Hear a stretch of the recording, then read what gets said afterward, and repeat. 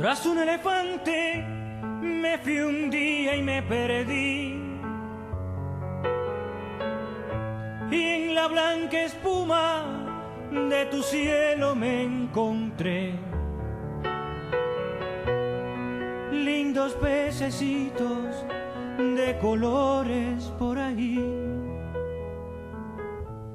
Bajo el aguacero quiso el duende retornar. Y en la cruz del viento se enrolaba la verdad. Tantos enanitos murmuraban por ahí.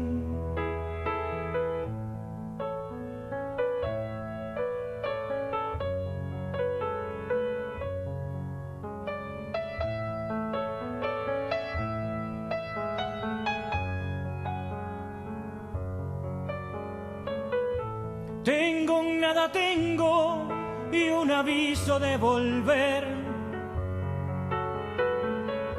Una piel de espacios, pocas ganas de saber. 4 lechucitas se posaban por ahí. Y Caperucita me alargaba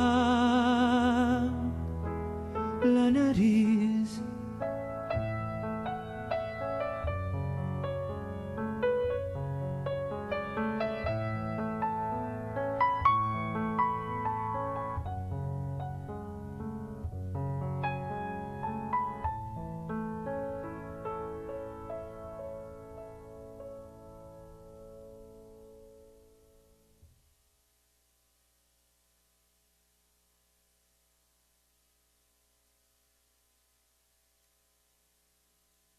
Calling the February 1st, 2011 Board of Supervisors meeting to order. And we will have the Pledge of Allegiance today led by Captain Tim Pierce.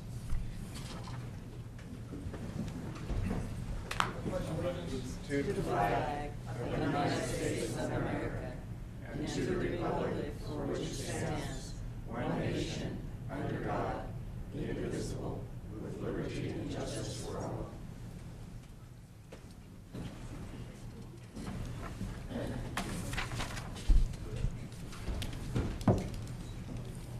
The board now invites comments under public expression for items not on the agenda. If anyone would like to address the board on any other item, please come forward at this time.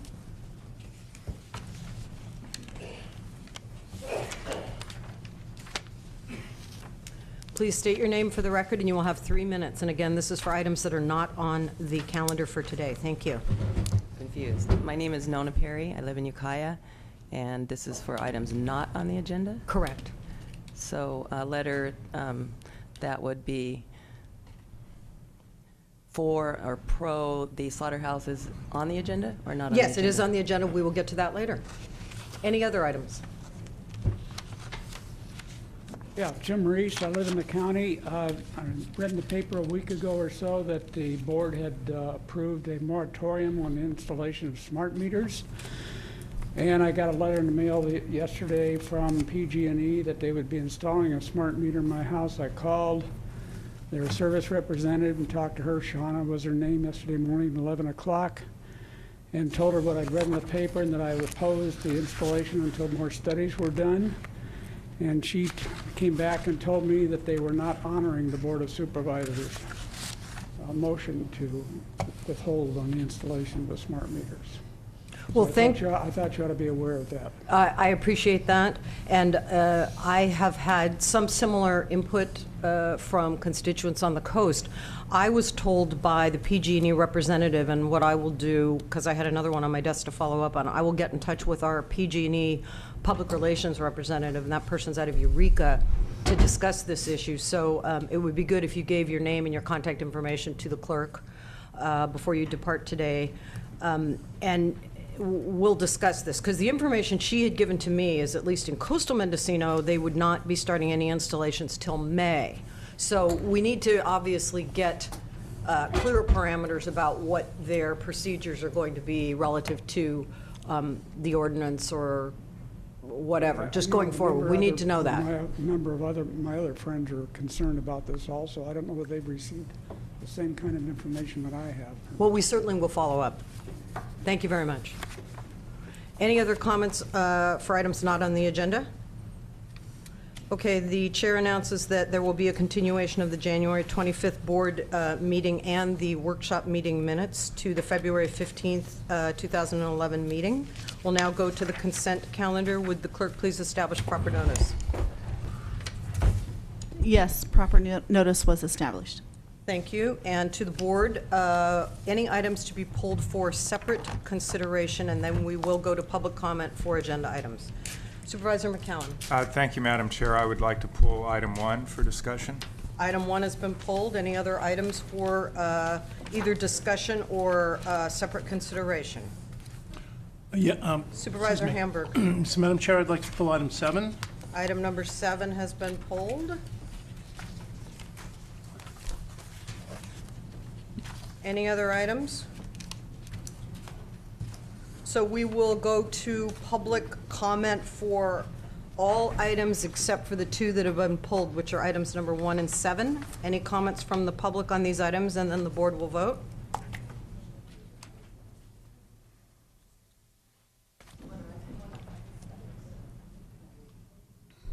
Well, they don't know what items 1 and 7 are. Did we tell them?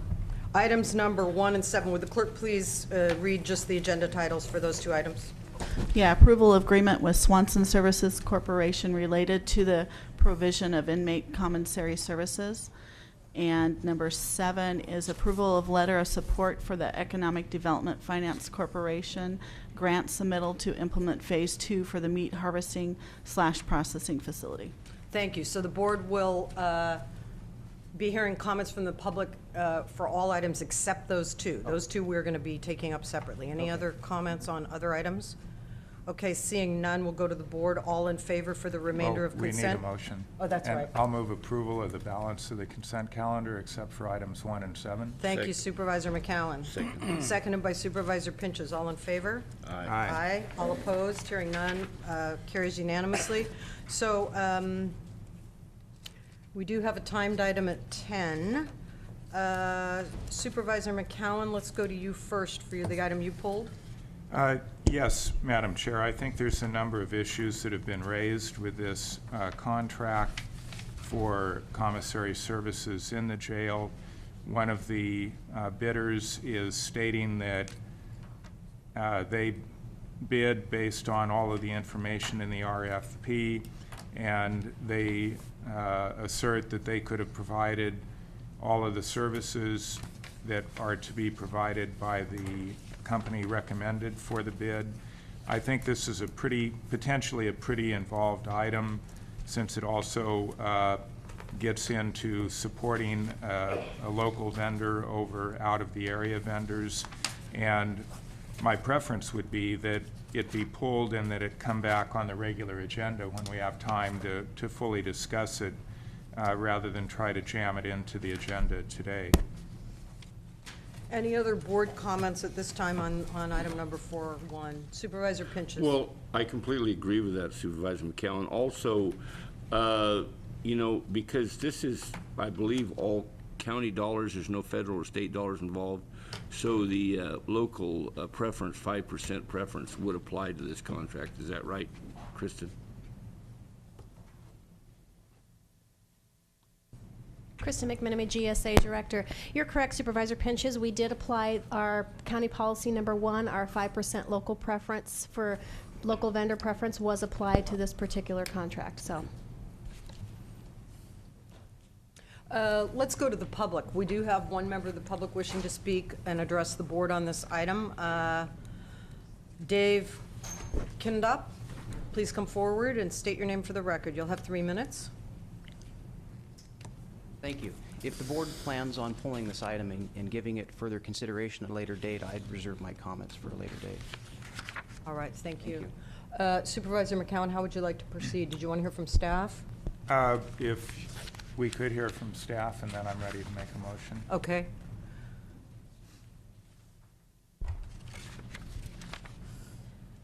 Krista McMenemy, General Services Agency Director. Good morning, Madam Chair, members of the board. Before you today, you have an item brought by both the Sheriff's Department, and as an accompanying member, you have GSA. General Services Agency was involved in assisting the Sheriff's Department with the bidding of this particular contract. And in doing so, you're going to see in the background, which is already provided to you, that we did go through a competitive process. There was a committee selected. Myself and the sheriff were presented information by this committee. We reviewed all of the information as submitted by all of the vendors.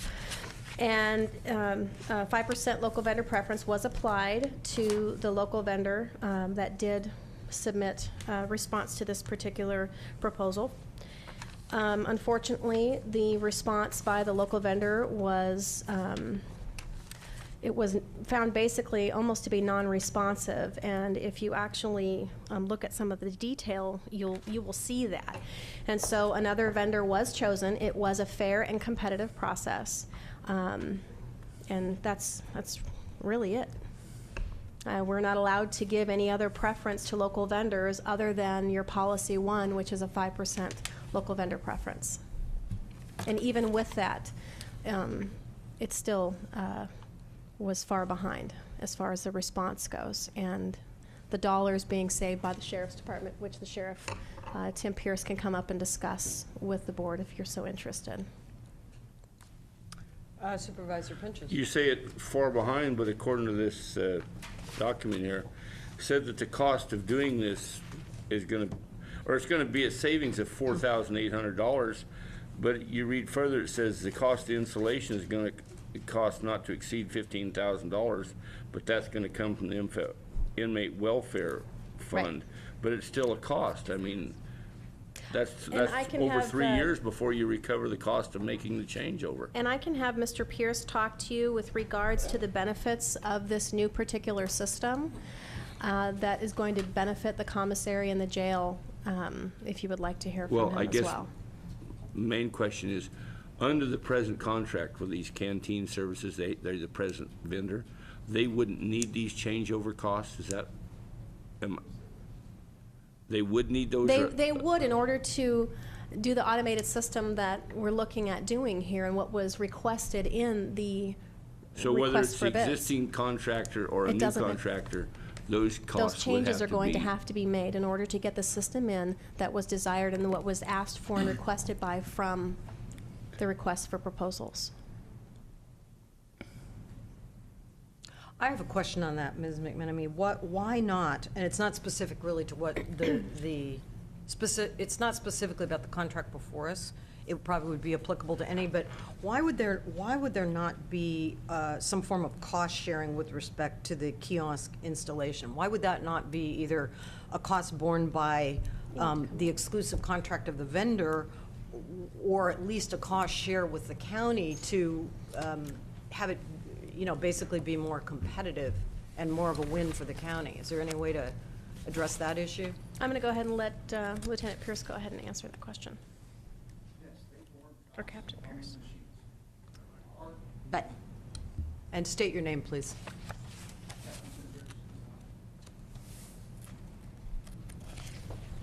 Captain Tim Pierce, Sheriff's Office. The machines, the kiosk machines, are a cost to Swanson, not to us. What's a cost to us is the wiring and installation of the data lines and electricity. And so obviously, Captain, you've reviewed this particular function, and the decision must have been made that the county needs to go towards this automated process. In other words, we need to get down this path going forward. Just like every other department in this county, we should be looking at automation to streamline all of our operations. And this is definitely one that will help us do that. So there's no way to pass more of this cost on to the vendor? No, we've passed everything on to the vendor we possibly could. Okay. And we will recoup this $15,000, if it is $15,000, And how will we recoup it? through the 28%. Oh, right, that's written into the contract with. Correct. Yeah. Good, thank you for that explanation. Supervisor McCowan. Madam Chair, with all due respect, I think we're getting further into the details of this than is appropriate. I intend to make a motion to continue the item. The vendor who was deemed non-responsive, Ms.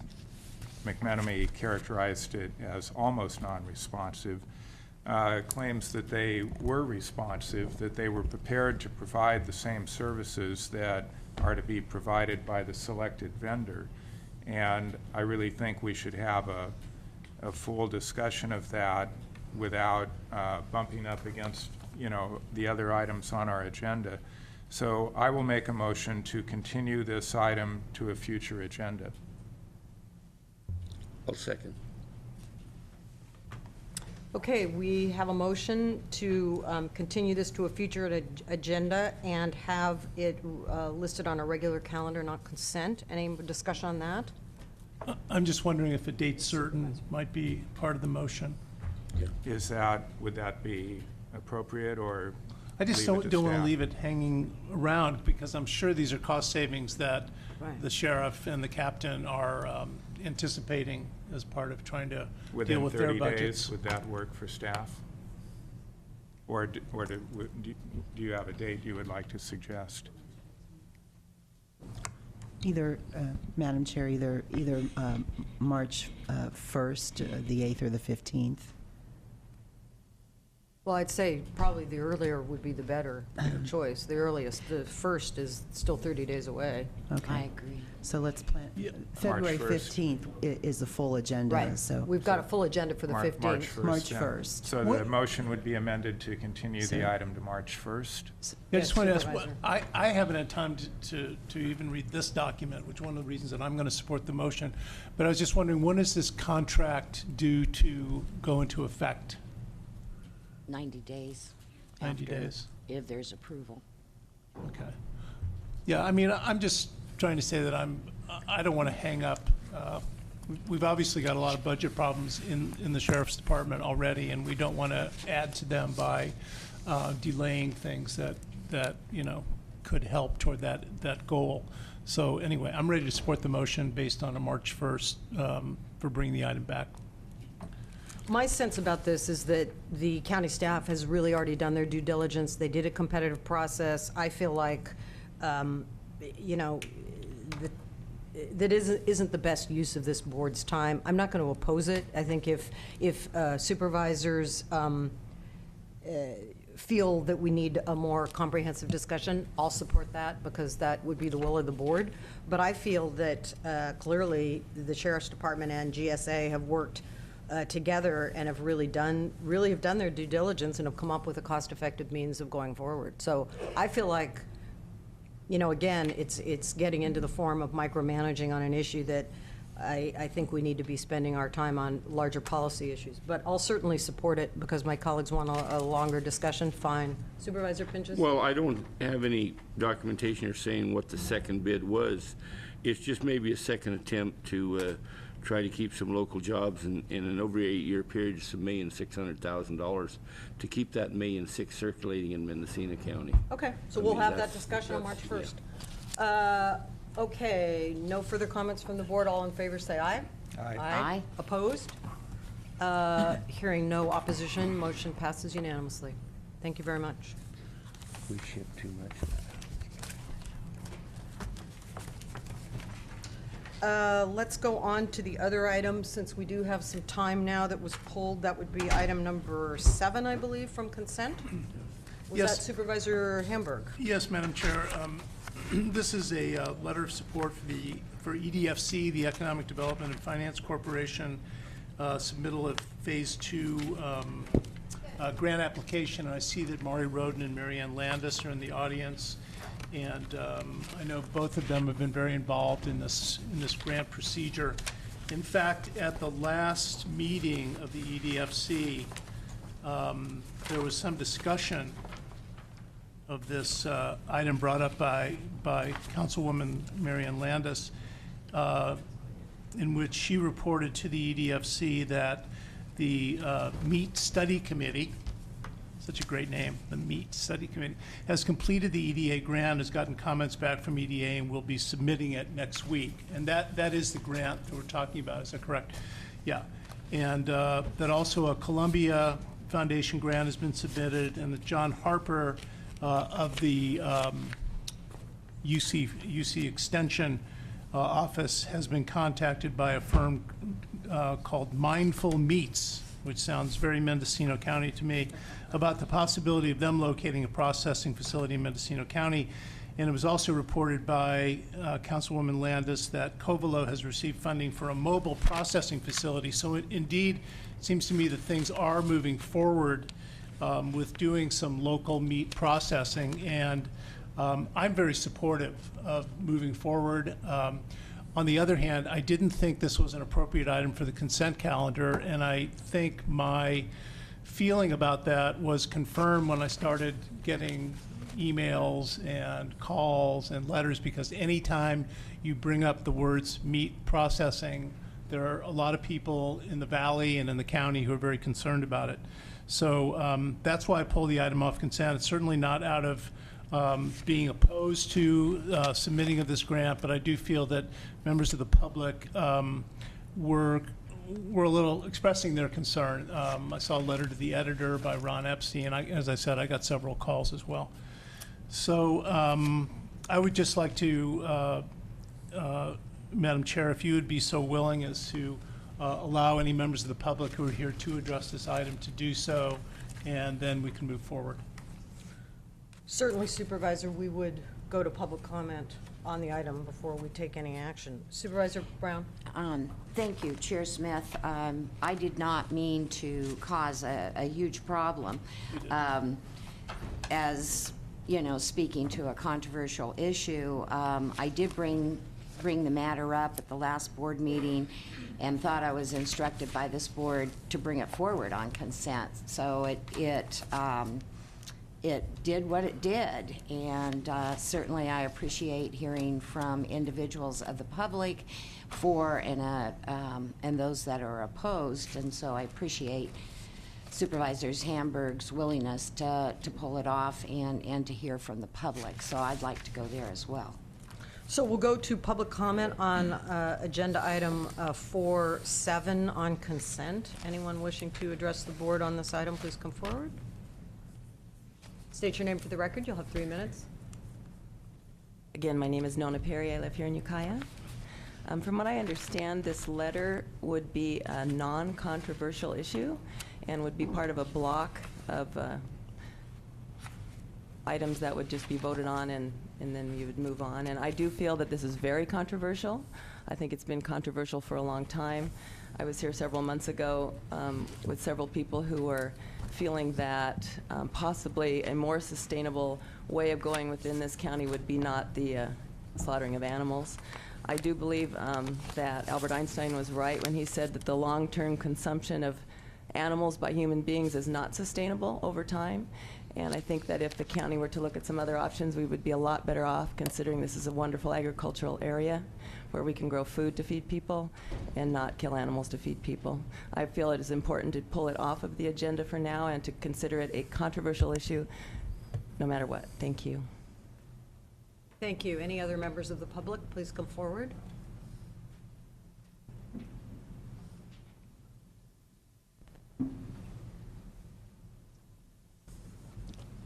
Good morning, Supervisors. My name is Mary Ann Landis, and I'm here representing EDFC as part of the Meat Study Committee. I have 3 parts of my comment. The first part is that last May, a presentation was offered to the Board of Soups about the results from the first phase of the meat study that EDFC had commissioned through EDA, also the same organization, for grant funding, which came through. The study was done, which showed an incredible multiplier effect in terms of the economy, which spurred many people to think, well, this is something we should study further. And I think that's where we are in terms of the Economic Development Finance Corporation wanting to consider this further and look to see what scale would be appropriate for our community and how the different scenarios in terms of marketing and aspects of a meat processing plant would be most beneficial to somebody who might be willing to invest in it. I understand there are many people around the world who don't believe that eating meat is the right thing to do. And I don't think we're here to talk about that. I think that those people have made a lifestyle choice, and that will continue to be one of their choices. I think we can consider that if we were to find a good return on investment for this kind of economic opportunity, that it would be good for our community. Number one, because it's something we do well here. We raise livestock well here. It creates the landscape that we love so much. And as a community that is resource dependent, we rely on our economic development to utilize our resources. Our resources are our forests and our ag land. Our ag land, we have to use our ag land well to preserve our economics. And so this is an opportunity to sign on to say, yes, we'd like to study this further, and we'd like to utilize the talents of EDFC, which last May, you basically, as a board, blessed EDFC's meat study committee to go forward and find out more information about it. We're here again saying we'd like to pursue this next step because this is the information we need. Please sign the letter for us so we can pursue it further. Thank you. Thank you. Could I ask Supervisor could I ask a member. question? Yes, Marianne, I think this was at the EDFC meeting. There was mention of the Buffalo Ranch on Highway 20 as a possible site. Could you just give us a few sentences on that? Sure. Lawson, Jim Lawson, I believe is his name, came forward during some of the post meetings that we had after the Board of Soups meeting last year.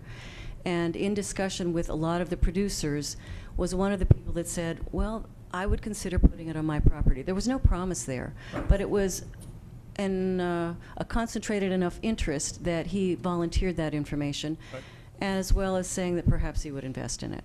So I think I think that represents the producer's interest at this point in wanting to see something happen. They're really stymied by the closing down in the near future of a facility down south of us, and the facility north of us being at maximum capacity.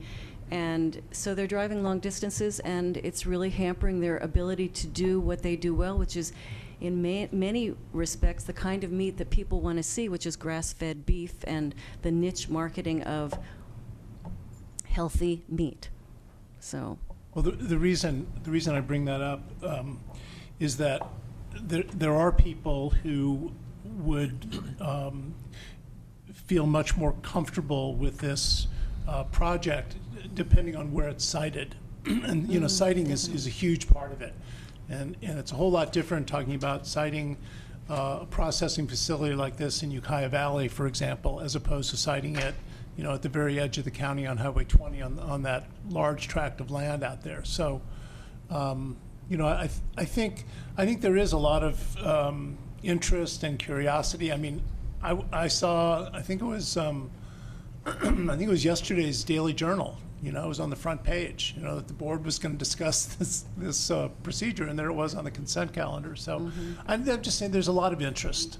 And I want to see it move, you know, in a good direction. I know you do too, so that it can come to fruition rather than, you know, have it just become another bone of contention where we can't move forward because we can't get the public together. Those are really good points. I think that one of the efforts that we've really focused on in this small meat study group is to make sure that, as we heard from members of the public when the first report was published, that we invited them into the conversation so that the issues that they had could be addressed as best possible outside of a public hearing or a place where controversy seems to get generated rather than decided. You know, and so, but I agree with you in terms of the location being primary to its the concept being accepted in our community. I think on agricultural land, pretty much out of people's view, on a main transit route would be most acceptable, and the scale will have something to do with how acceptable it is as well. I would recommend that some people who are perhaps opposed to the plant consider watching a movie that I just watched the other night called by Temple Grandin. It's about Temple Grandin. I don't know if you've seen it, but it's actually a Netflix film called Temple Grandin, and it's about her methodologies that came up as a result of her being autistic, and what she learned about what animals need to be calmed and centered and have their last moments on earth be as best as possible, and not this awful torturous thing that people associate with slaughterhouses. Thank you. Thank you. Ms. Landis, could you address some of the specifics about the Mendo Rev, since we are starting to talk about this in more detail? Looking at the agenda summary, this is talking about this being phase Two. funding for phase 2. So what specifically is Mendo Rev doing at this juncture? What would phase 2 do? Is it still information gathering? Is it doing site-specific feasibility? Where exactly is it? Is it still fact-finding phase? I mean, clearly it's not going to any specific implementation. It doesn't appear yet. It's But- looking at specific economic feasibility, and I think maybe John Harper, yeah, great, on cue, could talk about that a little bit better. Good. Okay, thank you. Mr. Harper. Yes, John Harper, the University of California Cooperative Extension. Part of the grant would actually go to answering some of the questions that Supervisor Pinchas proposed when we gave the presentation before the board back in May. Certainly, we want to determine, is there a local demand for a local meat process? And by local, we typically take that more of that 250-mile radius kind of pattern. And so part of the proposal is to look at the demand for a local meat product. In addition to that, we wanted to develop, really, in a nutshell, does this pencil out? Is this a business that if we propose to have, you know, a niche kind of meat processing facility that does multiple species, that uses more of that New Zealand model that we talked about, that slows down the process line, creates a better work environment for the workers, gets certified humane, has the ability to certify organic, those kinds of things. We don't know if that's profitable, okay? And this is, in the United States, businesses have to be profitable to be sustainable.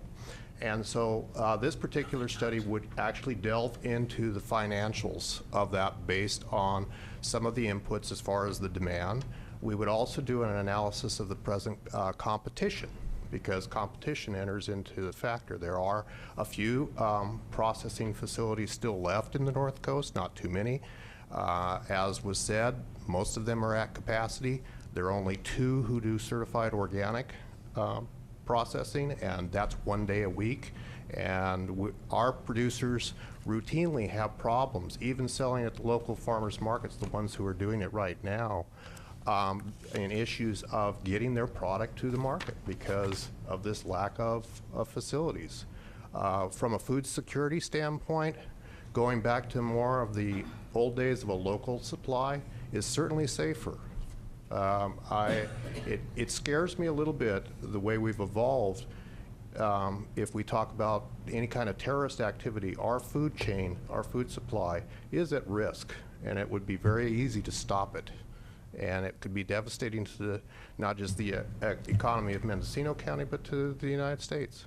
Well, it also has to do with the concept of localization and keeping food sources as local as possible, and that's obviously getting quite a bit more traction in many of the different food arenas, for sure. And certainly, and the other side of it is we're kind of at a maximum in terms of our type 1 agricultural land in this county. We can't really continue to expand upon that. The type 2 rangeland that makes up the bulk of this county, and the forest lands that are grazeable, that's really the only product that can be produced off of them. I do recall at the time Supervisor Pinch's concerns about water, the water usage of such an operation. Is this phase 2 going to at all look at the water usage component? Well, certainly the water is something that we tried to address in the last study by looking at the various methods of recycling up to 85%. You know, obviously, that's an input that has to be analyzed. Is that cost effective too? So the costs and profitability have to be analyzed for some of those kinds of issues. So that really probably drives all of the components of it when you're Certainly. looking at a cost-benefit analysis. Exactly, and that's the Good. point of this study, is to get those loose ends together to basically do this.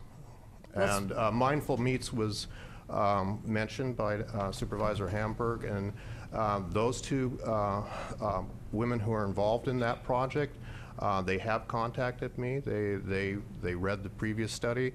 They're actually trying to do their own business plan. Certainly, this is separate from their efforts.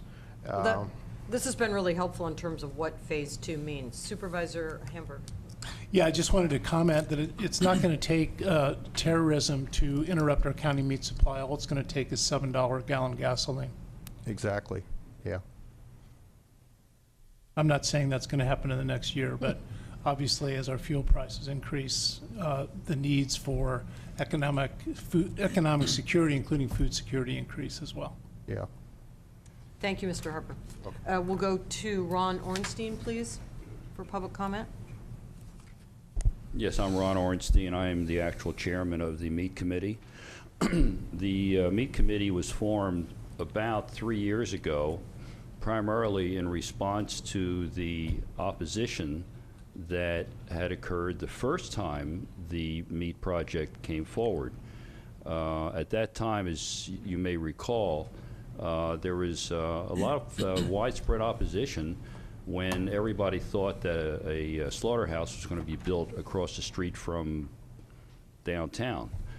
What we wanted to do was to find out exactly what we were talking about. So the first study was done, and then the committee was formed essentially to study the study, to find out if it's something that we could live with. The primary purpose of the work that we have been doing and what we want to do going forward is to take into account all of the objections that anybody may possibly raise. The EDFC consists of people who actually live in this community. They work here, they are community leaders. As much as anybody, everybody on the EDFC board and on the meat committee has a very strong interest in making sure that anything that's done does no harm to the county. And that is our primary operating directive. So we want to do this study in order to answer some of the questions that still have not been answered. And as John mentioned, it may not be feasible. As we get into it, we may find that the business plan just doesn't work and we'll just go away and say we tried. But we are certainly going to keep foremost in our mind any of the environmental concerns that anybody may raise. The water issue, for example, we found a company in Canada that manufactures a device, a system that will, it was designed primarily for slaughterhouse operations to reclaim the water, and 80% of it can go back either into the plant or to a river, is what they do in Canada. So these are things that we're looking at. We need to study them in more detail before we're ready to make any more recommendations. But this grant will enable us to do these things. Supervisor Hamburg. Oh, no, I'm sorry. All right, He's thank just you very nodding in much. agreement. No, I agree with everything you said, Ron. That was great. Any other comments on this item? Please come forward.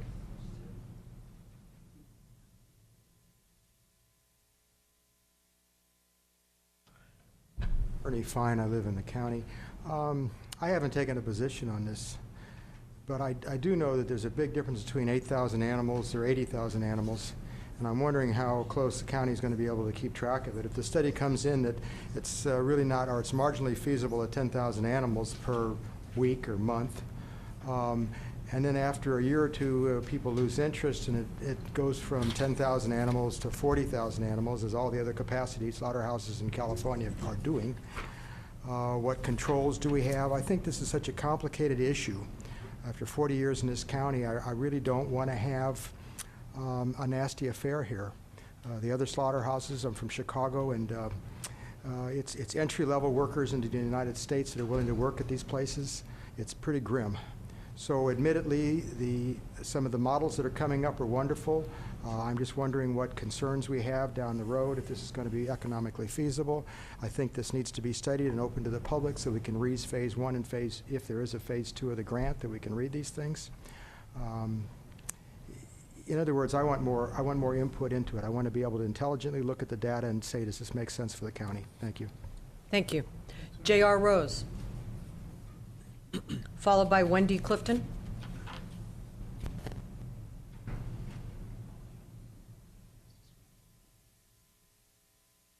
Madam Chair, members of the board, staff, my name is J.R. Rose, and today I represent myself. I'm in support of this because I think that we need to eat our own meat that is grown locally, the people that are meat eaters.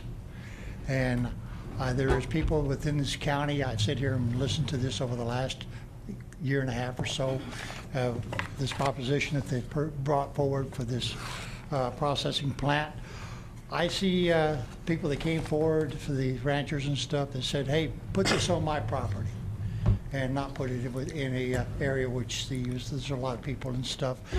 And the water was addressed by Supervisor Pinch and stuff, and this was even back when we had a problem with water and stuff. And the people that were here that presented this talked and showed us a deal about the plant that said, yeah, this can work, this is sanitational, this can actually be done.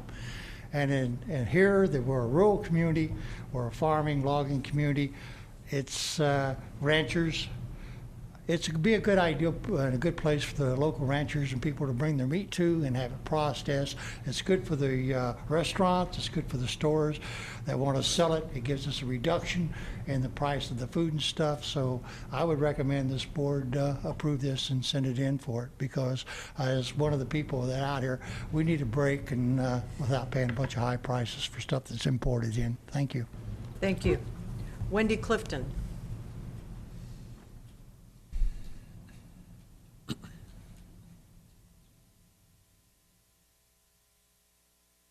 Hello, my name is Wendy Clifton. I live in the county.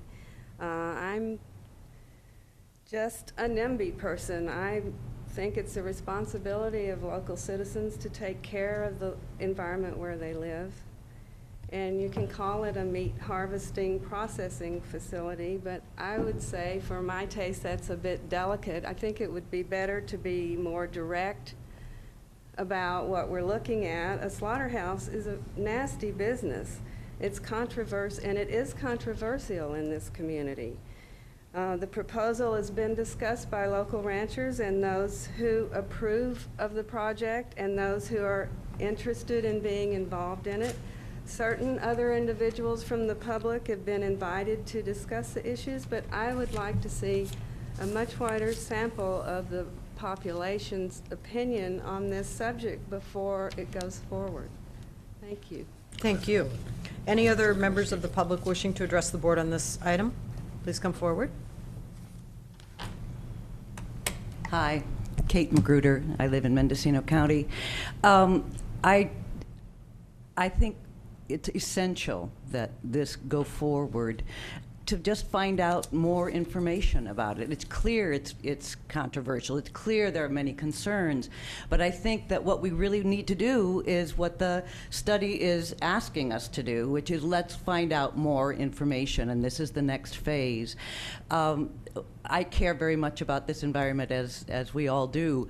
And what I've discovered over the last 35 years living here and watching my husband raise grazing animals is that that's what keeps the landscape healthy.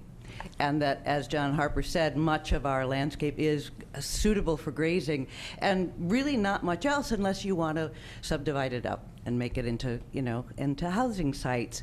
And I think I certainly think we would be silly. We would be missing an opportunity in not pursuing this, just pursuing it and having the opportunity for more education. I think the largest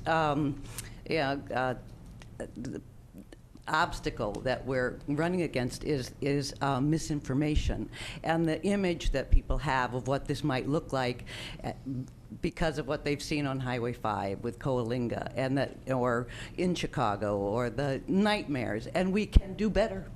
We can do much better, and the technology is moving along, even as we're standing here. So this is the next step, and there's been great work done by diligent people on following up with the concerns that people have already expressed. And I think that the letter that they're wanting you to endorse, the grant that they're wanting you to endorse, is going to give us more information. And I urge you to let us keep moving that along. Nothing is going to be created without public input. But we can't have, I think, an intelligent discussion without the information that we're looking for now with this phase 2. So I urge you to sign it, support it. Thanks. Thank you very much. Okay, I think we'll return to the board. Oh, well, you've already addressed the board, so your time is up. Anyone else that has not addressed the board? Okay, Supervisor Brown.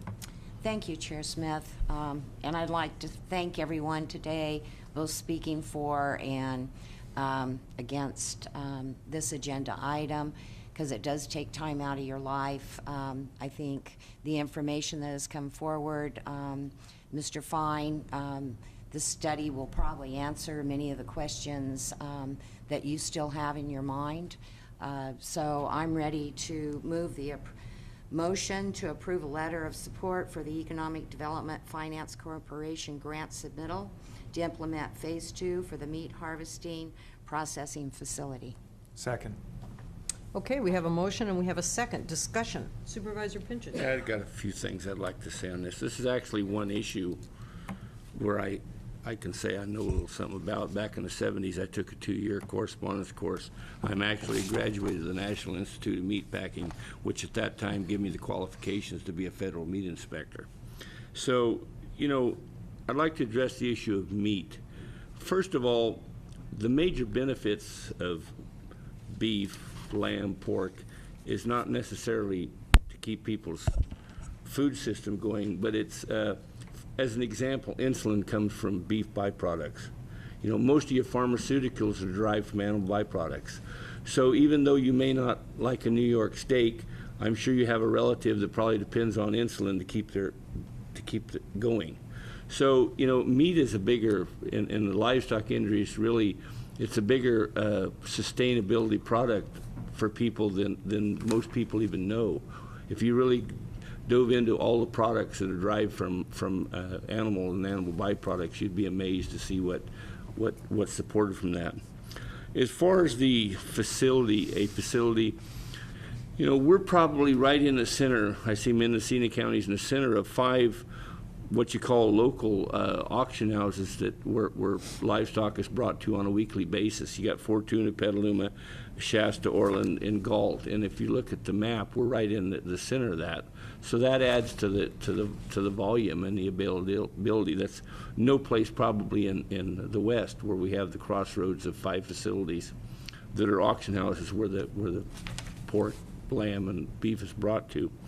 We have over 3,000 acres of industrial land in Mendocino County. Some real good, a lot of old mill sites. The site north of Willits, the old Apache Mill, LP Mill site is probably a prime example. It's got its own water source. It's right on the rail. It's certainly on Highway 101. It's close to the confluence of Highway 20. So we have a lot of things going for that. It's just, this needs to be explored.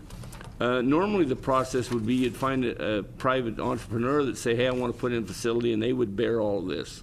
Well, in these economic times, it's really not coming from that. So I appreciate the EDFC moving this, and John Harper and the whole group moving this forward, because to explore, I think it'd be a missed opportunity if we didn't explore all of it. And maybe if we could talk somebody into investor and group investors come in and start a facility, we could give them a jump start on that.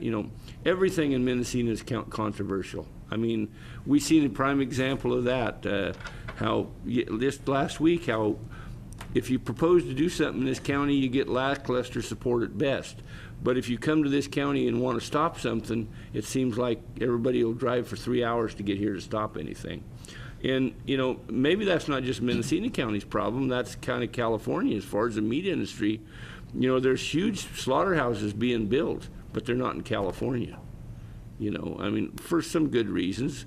Everybody talks about truck traffic and water. Those seem to be the two issues in land use. But it all starts with a land use decision. But before I would want to site a facility of this type on somebody's ranch or something, I think we should look at the 3,000 acres available that are already zoned for that, which is industrial land throughout the Mendocino County. But certainly we need to support this and pursue it. And it's really disappointing to me to see all of a sudden the opposition come forward when it's all we're really talking about is letters of support. There's no site picked out or no investor, no financing plan to do anything of any scale, whether it's small or large. But I think in government we have to do we're kind of taking the place of what entrepreneurs used to do. We're having to come up with initial studies ourselves and try to pave the way for somebody to do something.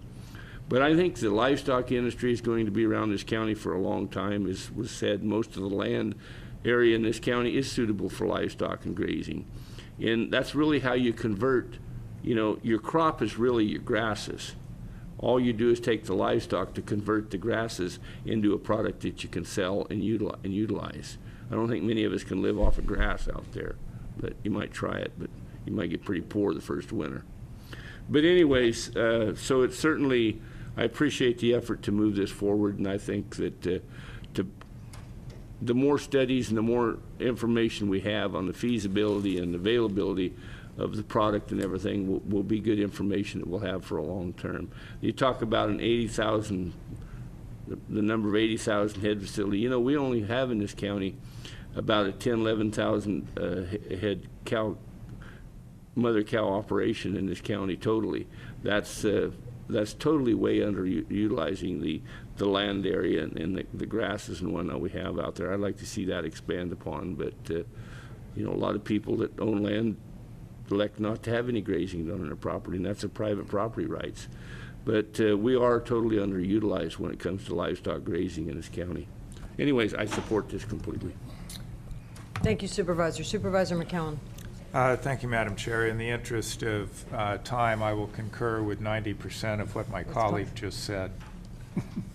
Thank you, Supervisor. I would like to thank the members of the public for, you know, as Supervisor Brown said, taking time out of your busy schedules to be here today to address the board. And I want to thank Supervisor Brown for bringing it forward, because I think it is the second phase of a study, and I think the public's comments, and particularly John Harper, who is very intimately involved with this concept, I think it really helped clarify. This isn't a site-specific study. This isn't a process necessarily going forward. We're still in the assessment phase.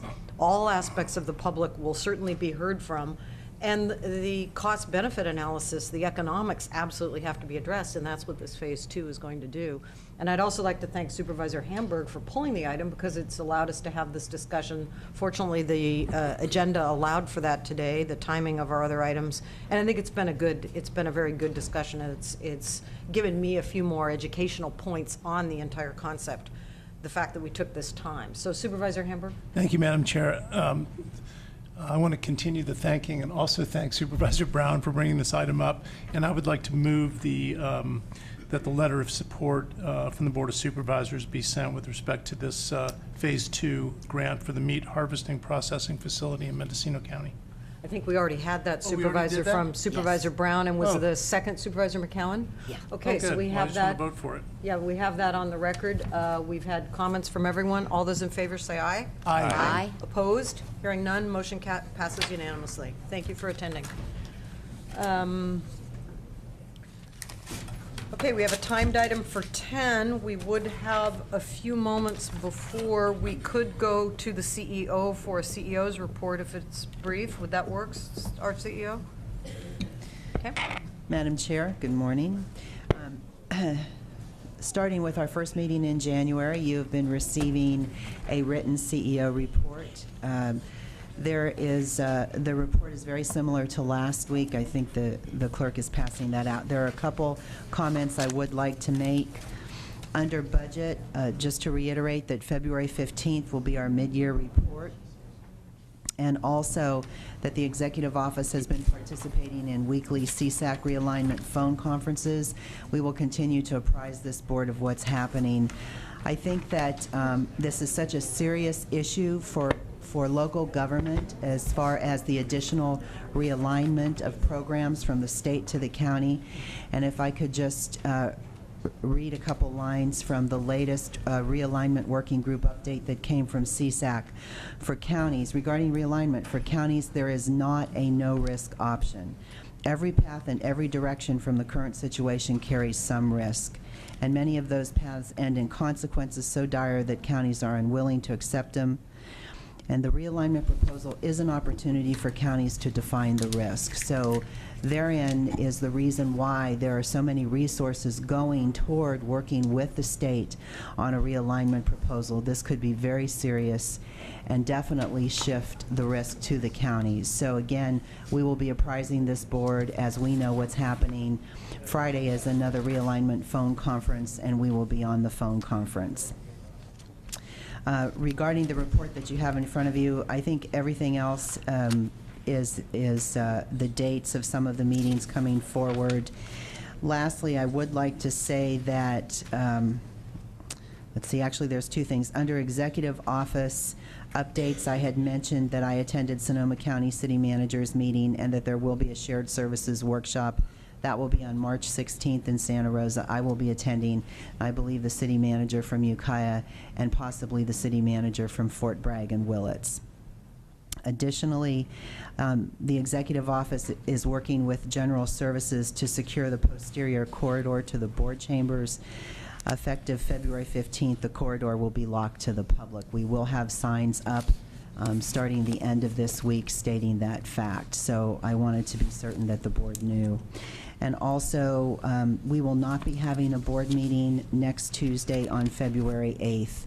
You know, interestingly, how some of our calendars, some of our board meetings are extremely scheduled out and can last 12 hours, and others don't have as much information. This is the beginning of the year. I was thinking about this last year. February 2nd and February 23rd were budget presentations, and that was about the beginning of identifying a serious operational budget. We've done that already this year. We know that our mid-year will be February 15th. But again, February 8th, there will not be a board meeting, so I believe we have a couple off-agenda items today based on the schedule for next week. And unless there are questions, I think that is my report. Supervisor Hamburg. He was first. Supervisor Hamburg. Supervisor McCowan. Thank you, Madam Chair. With regard to the corridor being locked, is that only going to be on board meeting days? Madam Chair, no, we will be securing the corridor, and this corridor back here will no longer be a corridor for public access.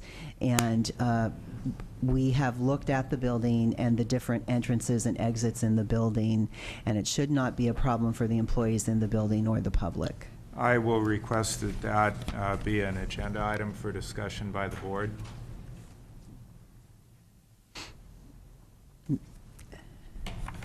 Madam Chair, if I may comment. Yes, please go ahead. Okay. This is not a new idea, and there have been assessments of this building, and I have those assessments. They have gone to prior chief executive officers. That the blocking off of this corridor has been one of many recommendations for this building, and at this point in time, we've started the process. And I would like to continue, and I believe that this is in the best interest of the board right now, and to go ahead and block off the corridor. So I'd like to continue with that process. Well, I Madam believe Chair. to that point, to our CEO, there were other discussions about security options that were going to take place had we not done the rearrangement of the offices. And so this would be a substitute for the other plans that were going to take place had we not made that move. So I think it makes sense in the context of what you're discussing, that we had historical information and assessments. And of course, that game plan would change if the office configuration changed, which it did. And so I think that this is a modification of that overall master plan that was considered before. Madam Chair, if I could... Point of order, if we're Excuse me. going to discuss it, why don't we wait until it's on the agenda, Excuse which me. I have requested. Excuse me, I'm going to let the CEO finish, and then Supervisor Pinchas had a comment. Madam Chair, the security report that we have on this building lists $100,000 in upgrades. Obviously, we're not going to do $100,000 in upgrades. This is a very low-cost upgrade that I believe could assist with the security in this building. And as CEO, this is one thing I would like to move forward with. Thank you. Well, I believe you already have. It's already under construction. Supervisor Pinchas. I don't believe that putting a door in or taking one out in this building should be a Board of Supervisor agenda item. Yeah, I concur. Supervisor McCowan. Well, to me, what it is, it's closing off a hallway which serves the convenience of the public and the other staff that works for the county.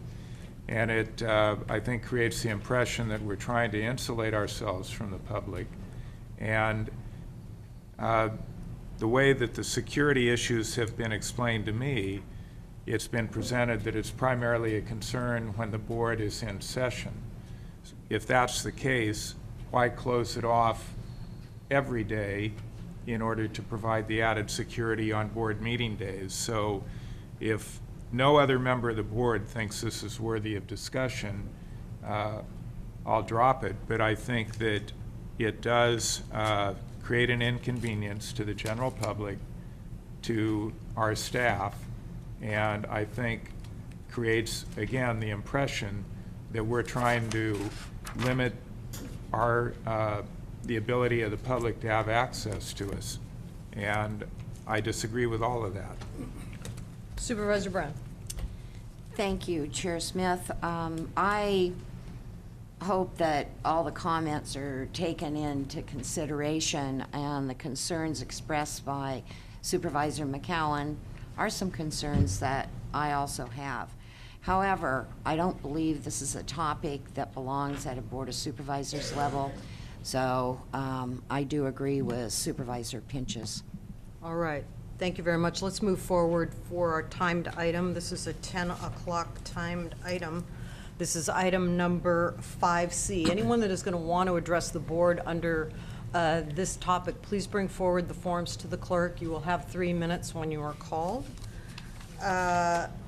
Item number 5C, we will go to the executive office staff, to the CEO.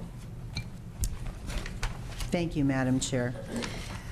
This item is twofold. It's the discussion and possible action regarding the review of the rules and regulations for use of the Mendocino County Veterans Memorial Buildings, and also requests by Mendocino County Veterans for Peace for one-time reduced rental rate for purposes of a regional conference. As this board knows, I believe it was last week or so that Ms. McMenemy, our GSA director, reported to this board. And then, of course, there was the article in the Ukiah Daily Journal regarding the number of buildings that we lease and we own. With that, over the past few months, I have been working with GSA and Ms. McMenemy in reviewing the buildings and looking at what our options are. I believe the discussion around the reduced number of staff that we have, and do we really need to have all the buildings that we have? And clearly, we have approximately $1 million in leases that we put out every year. And if there is a way to reduce our leases, save some of that cost to the county, and still have good working space for our employees and for the public, that's what we'd like to do. So in that process, we've begun reviewing the facilities, and we're also looking at the veterans facilities. We realize that the rules and the procedures for the veterans facilities have not been reviewed in 10 years. I did have a discussion with Carl Stenberg about that, and I know that Mr. Stenberg has also been looking at reviewing the rules. So that is something that I wanted to apprise this board that we will be reviewing the rules and at some point in the future bringing them back to the board. Along with that, it is my understanding that the Veterans for Peace has approached 2 of our supervisors with a request to rent a veterans facility and rent it at a reduced rate. And so with that, we are bringing that as part of the item as well. Of course, the issue is the use of the building, and if Veterans for Peace could use the building, and then also the cost. And in order to reduce the rental cost, that is something that staff cannot do. There's not an appeal process to review the rental cost to reduce it. That can only be done by this board.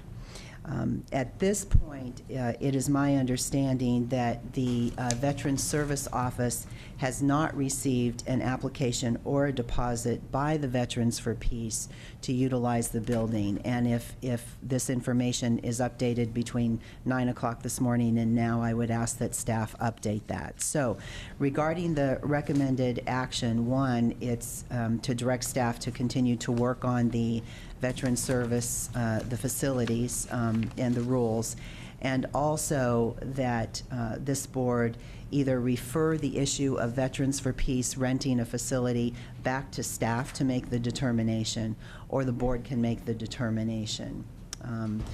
Also, I'd like to just say that we are directing our department heads to look at implementing full cost recovery on all of our fees. So if we were to reduce the rental fee for a group, any group, I think it is somewhat contradictory to what we are directing our staff to do, though it is somewhat of a different idea. Anyway, at this point, those are the options. Either this item get referred back to staff, or this board can make the determination. Thank you, Ms. Angelo. 2 board members, does anyone wish to comment or raise any issues or discuss at this point, or should I go to public comment? Public. Seeing none, I will go to public comment on the topic. Again, the forms at the back of the room, please bring them forward to the clerk, and you will have 3 minutes. I will do my very best to pronounce your names accurately. The first person is Sanderson Hill.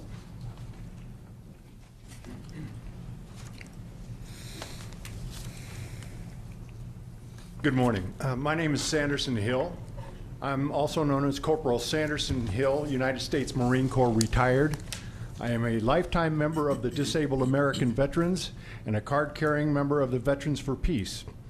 During my time in Vietnam, I was twice wounded to both of my legs. As a combat veteran, I lost friends, fellow Marines, and other service members during that terrible time. But now I have been denied access to a building that is intended to be a memorial to them and others that fought and died.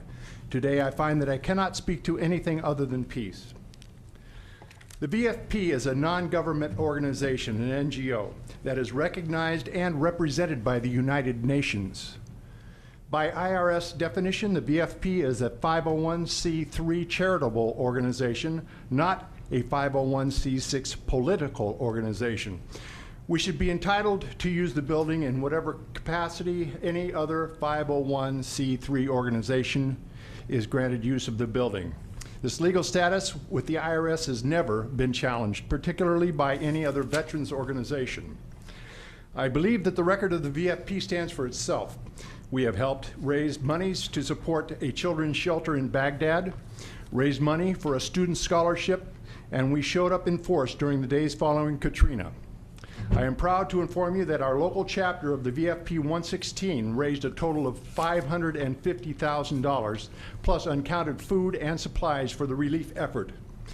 I have participated in full disclosure recruiting for 4 different schools and a total of 6 different classrooms by invitation of school teachers who wanted to respond to military recruiters that have gone to some of those classrooms. I was recently asked to try and procure the use of the Vets building here in Ukiah for a Northern California gathering of Veterans for Peace. I went to the VSO and spoke to Vicki, and she informed me that there were a few dates that might be open for us, but the fee would be $289. It was explained to me that the VFP, unlike other charter veterans organizations that now use the hall for free, is not a recognized veterans group. I learned that the decision was and is ultimately up to the Board of Supervisors. Vicki has always been very cordial and respectful to me, and I thank her and commend her for her work at the Veterans Service Office. Plain and simple, that's why I'm here today, to ask you, the Board of Supervisors, to recognize the VFP as a group that may use the hall with the same rules and guidelines as other veterans groups and at the same rates. There should be no question of our patriotism or loyalty to our country. As for standing for peace, I believe that that is not only our right, but our responsibility. I thank you for your opportunity to speak here before you here. I thank you for the opportunity to speak here before you today, and I appreciate your consideration for this request. Thank you, Mr. Kirshen. You were right on time. That was exactly 3 minutes. Oh, not sorry, Mr. Hill, sorry. Now we go to Mr. Kirshen. And please try to keep your comments to 3 minutes. Our last speaker either was very lucky or he tried very hard.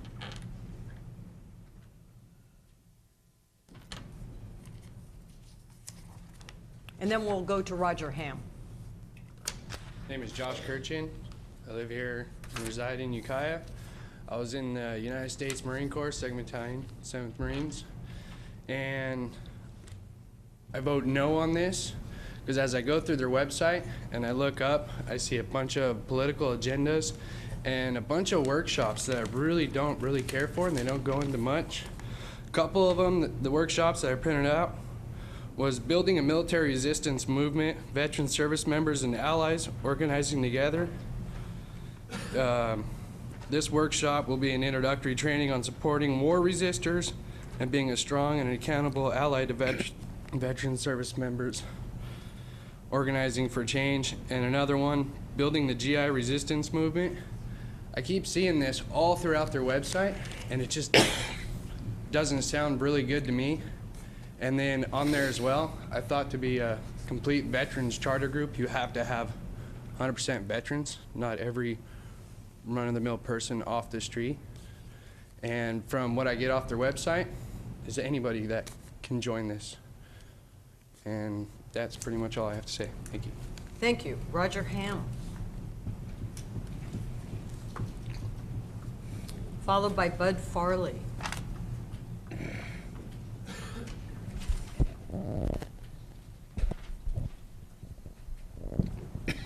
Good morning, ladies and gentlemen. My name is Roger Ham, Willits resident, Vietnam War veteran, member of the American Legion, and Veterans of Foreign War. And I'm speaking in opposition to the request of the group Veterans for Peace to use a Veterans Building to conduct the meeting for the following reasons. The organization Veterans for Peace is not chartered and not recognized as a valid veterans group by the government of the United States of America. Use of the Veterans Building and the use of the location of the meeting in their literature may mislead the public in their effort to legitimize their activities. As a citizen, it's my responsibility to uphold and defend the Constitution of the United States of America and defend against all enemies, foreign and domestic. By not voicing my opposition would be my dereliction to my duty. Thank you. Thank you. Bud Farley, followed by Bob Wilkinson.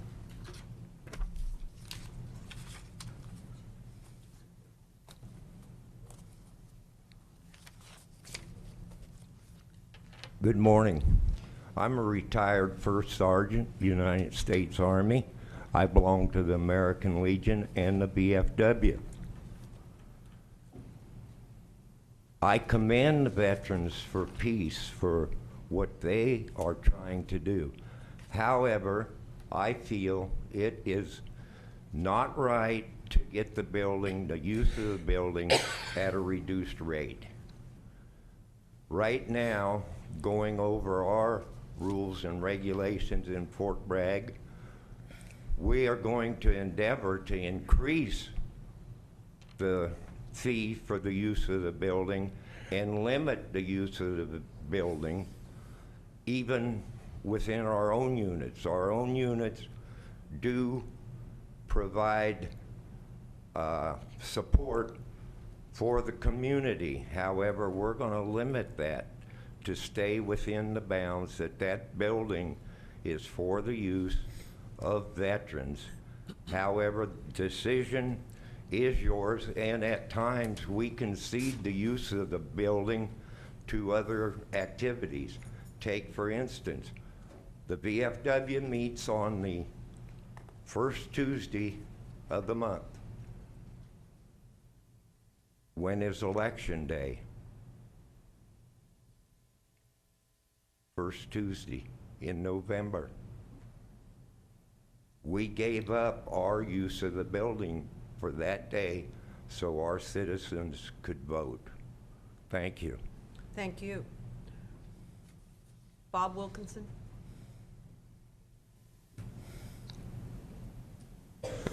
Morning. My name is Bob Wilkinson. I'm from Willits. I'm the treasurer and a director of the Veterans for Peace, Chapter 116, Mendocino County.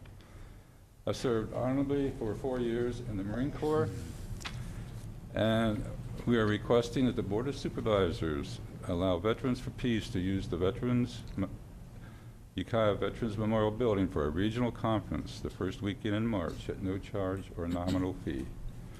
We are not a 501c6 political organization. By official letter, the Internal Revenue Service recognizes Veterans for Peace as a 501c3 nonprofit educational corporation. Donors may deduct on their tax return donations to us. If there are folks here today that say we are a political organization, they should contact the Internal Revenue Service with documentation to support their claim that Veterans for Peace is a 501c6 political organization and not a 501c3 nonprofit educational corporation. Now, San Francisco, Santa Rosa, and Garberville Veterans for Peace chapters are allowed use of the veterans buildings at no charge, and some members are non-veterans. Here's some background on our organization. Veterans for Peace is a national organization founded in 1985.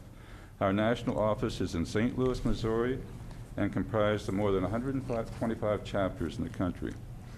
The organization includes men and women veterans spanning World War II, the Korean, Vietnam, Gulf, Iraq, and Afghanistan wars, as well as other conflicts. I'd like to read our mission statement. Veterans for Peace is a nonprofit 501c3 educational and humanitarian organization dedicated to the abolishment of war. We, having dutifully served our nation, do hereby affirm our greater responsibility to serve the cause of world peace. To this end, we will work with others, A, to increase public awareness of the cost of war, to restrain our government from intervening overtly and covertly in the internal affairs of other nations, to end the arms race and to reduce and eventually eliminate nuclear weapons, to seek justice for veterans and victims of war, to abolish war as an instrument of national policy. Once again, I would like to say San Francisco, Santa Rosa, and Garberville Veterans for Peace chapters with non-veteran members use the Veterans Memorial Buildings at no charge. The Internal Revenue Service has recognized Veterans for Peace as a 501c3 nonprofit educational organization and not a 501c6 political organization. Thank you. Thank you. Madam Chair. Yes, a comment from Supervisor McCown. Would you please come back? A question, actually, if I may. Could you say what percentage of your membership are veterans, say nationwide or any other measurement you have? The number I heard was about 80% veterans. Thank you. And it varies from chapter to chapter. 80%? 80%. Thank you. You're welcome. Bernard McDonald. Followed by Robert Canclini.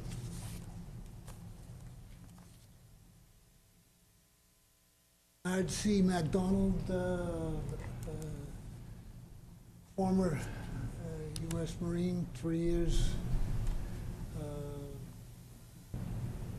Give my serial number. Yeah, would you speak 158-102. into the microphone, please? Because I have a Uh-huh. difficult time hearing you. Very good. I shall do that. So to make it official, my serial number is 158-1021, as in the Articles of War demands you put forward. I'm being cute, pardon me. But,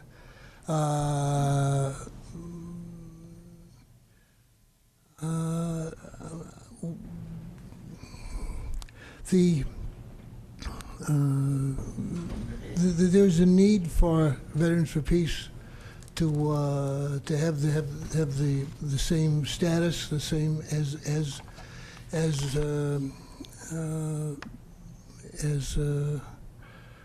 VFW and the American Legion, because we came from the same place. We've done the same things for the country and done them pretty honorably. And you'll notice the majority of Veterans for Peace happen to be Marines who have borne the brunt of the majority of those kinds of actions. I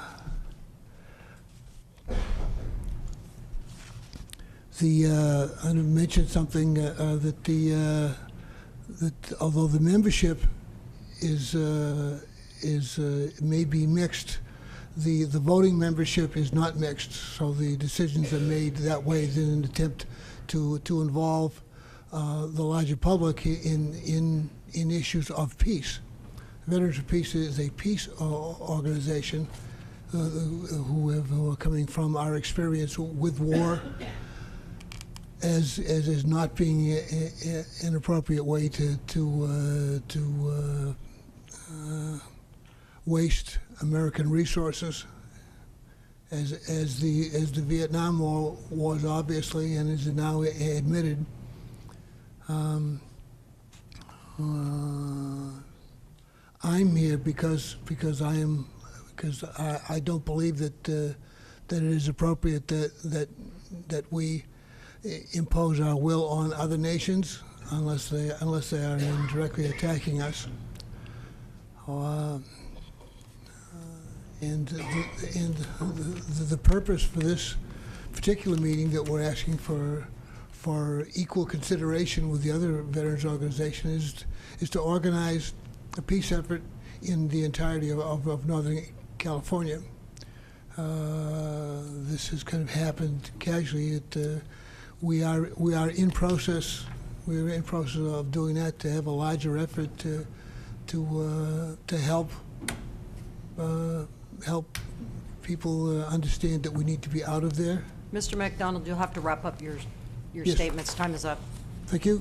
That's it. Good, thank you. Robert Canclini.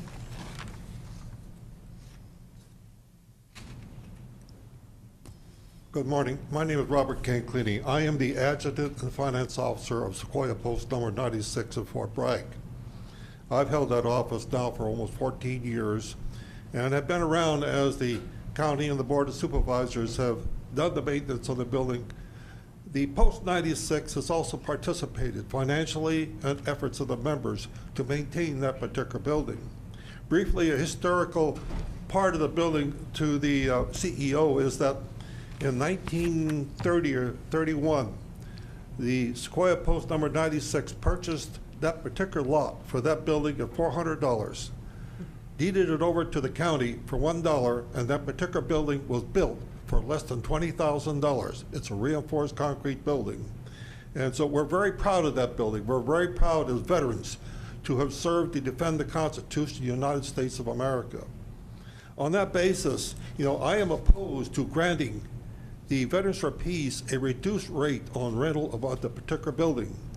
To me, they are not a congressional-approved veterans organization such as the American Legion. To belong to the American Legion, you must have served within a conflict of times as designated by the Congress of the United States, such as Korea, which I am a veteran of. I have to be served 1 day of active duty from June of 1950 to January of 1955, which I served during that time. Now, on that basis, we find that it is important that we as veterans have a memorial to us, those who served proudly. The Veterans for Peace, as far as I have recognized and have read, is that they are open to members other than veterans.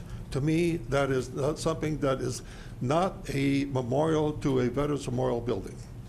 That is why I oppose to that. Also, if you do that, you'll be setting a precedent, not only for the Veterans for Peace, but you'll be setting precedent for any other organizations that may call themselves a veterans organization, not chartered or not recognized as appropriate veterans organization.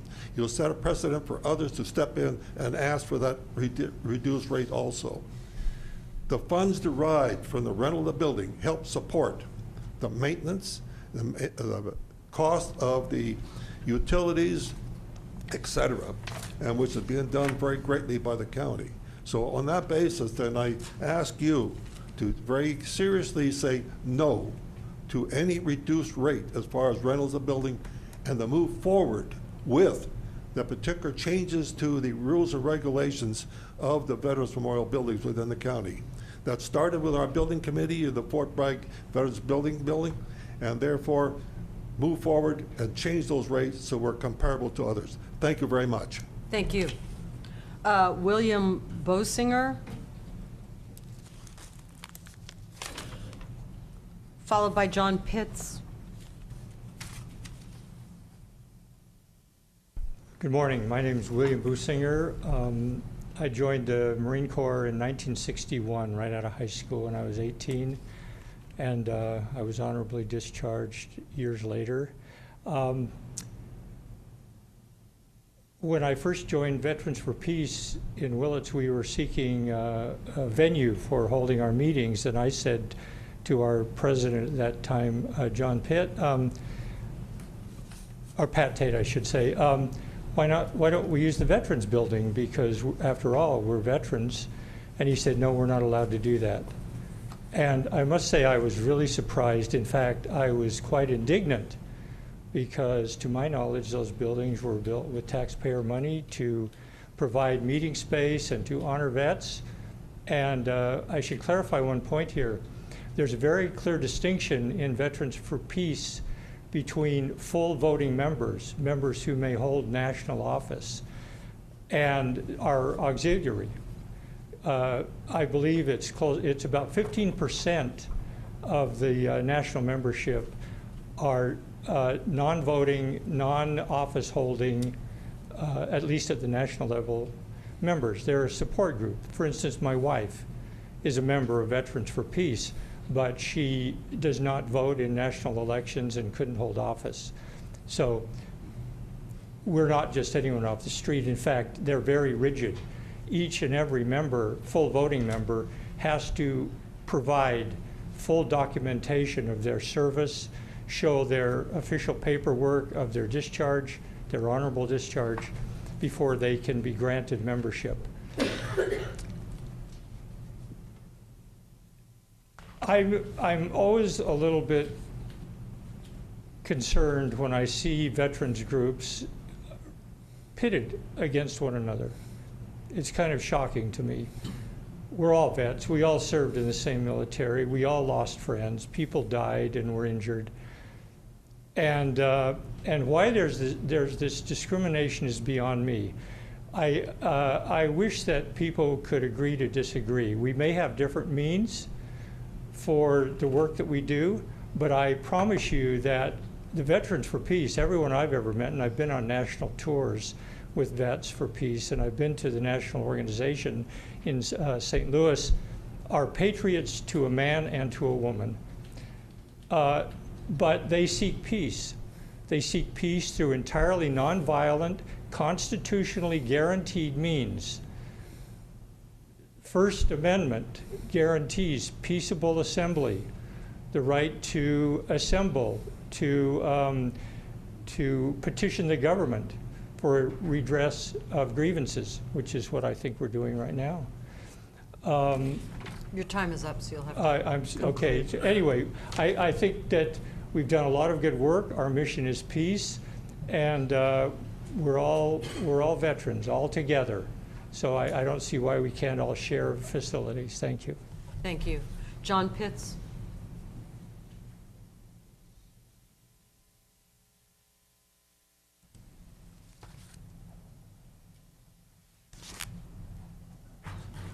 Hi.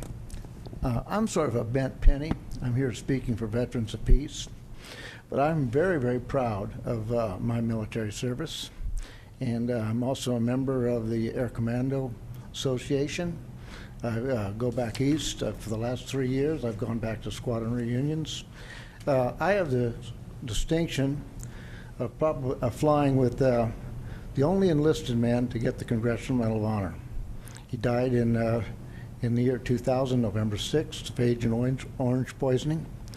But when I was in Vietnam, I was there in 1968. I would like to think of myself as more opinionated than political. I was one of the founding members of the of Veterans for Peace, one of the 4 founding members that got this ball started. I've sort of drifted away from Veterans for Peace because, like I say, I just have a hard time getting along with anybody because I'm so opinionated. I was also the adjutant for the American Legion over in Boonville for a while. And the question came up while I was adjutant, or the reason why I slipped away from the American Legion is because they were so political. While I was adjutant, they had a meeting over in the Wine Islands. And as a result of that meeting, I got this directive that came to me, and it was in full support of a war that, in my retrospect of what I saw in Vietnam, and I flew 286 combat missions while I was in Vietnam. I have 11 air medals. I have the Distinguished Flying Cross. I have the Vietnam I have every medal that Sergeant Leventeau had, except the Congressional Medal of Honor. And I'm extremely proud of my service in Vietnam. But I'm taken back that there would be this strife that the veterans cannot use a Veterans Hall. And I sort of took it as I stepped away from the American Legions because I did think they were too political. I want to get back to that directive that I got as the adjutant. And it was stated sort of whereas, and whereas this is a just such cause, and whereas, and it was all baloney, and it was a very political statement, and it was also in the shadow of the fact that the American Legion had invited both Cheney and Bush to speak in Utah, and I just had it up to the gills. Like I said, I'm opinionated enough that when I got that statement that this was a directive that I was to read out to the American Legion as adjutant, I turned that paper over to Kurt Wilder, who was a secretary at the time, and I resigned. But that's not to the point. The point is what we're discussing today. And I think that any veterans, the Veterans for Peace, are just entitled to use the Veterans Hall as the American Legion. And you need to conclude, I don't think sir. they're any more opinionated than many members of the American Legion. Sir, you need to conclude because your time is... So I think I've said my piece. Thank you. Thank you very much. We'll go to Derek Schock. Correct.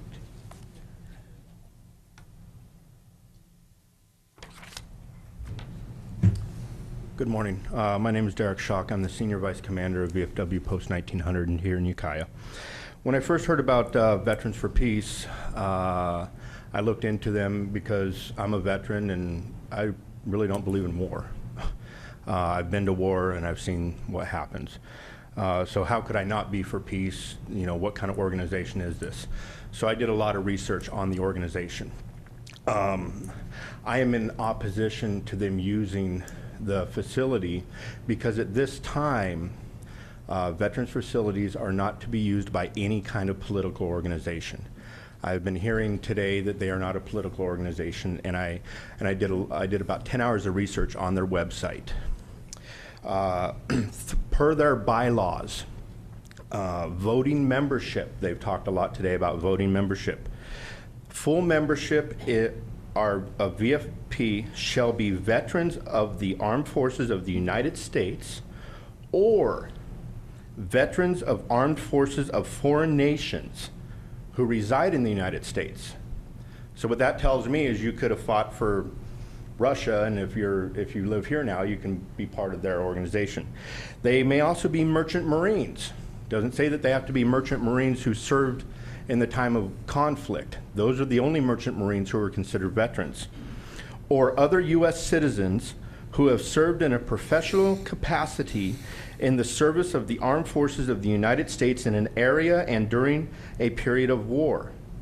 So I guess to me that means if you worked in the PX as a civilian contractor, you sold goods to the Marines and sailors, so you could become a voting member of the Veterans for Peace. They talked a lot about that they are a 501c3, which they are. If you look on their website, they had a meeting, a national meeting, January 11th through the 13th, and they discussed changing from a 501c3 to a 501c4. Now, the difference is a 501c3 is not allowed to be in favor or oppose any candidate for public office. That clearly violates it. A 501c4 may lobby for legislation. They may also participate in political campaigns and elections as long as campaigning is not the organization's primary purpose. Currently, on warisacrime.com, or .org, which I referenced from their website, there is a petition going around that says, "We vow not to support President Barack Obama for renomination for another term of office unless and until he reverses his stance on the war." It is signed by all the national committee members of Veterans for Peace and was signed within the last month. So that tells me that they have now taken a political stance. They are a political organization, and henceforth they should not be using the Veterans Service Office or the Veterans Building, because we do not allow political organizations in there. Thank you. Thank you. Zachary.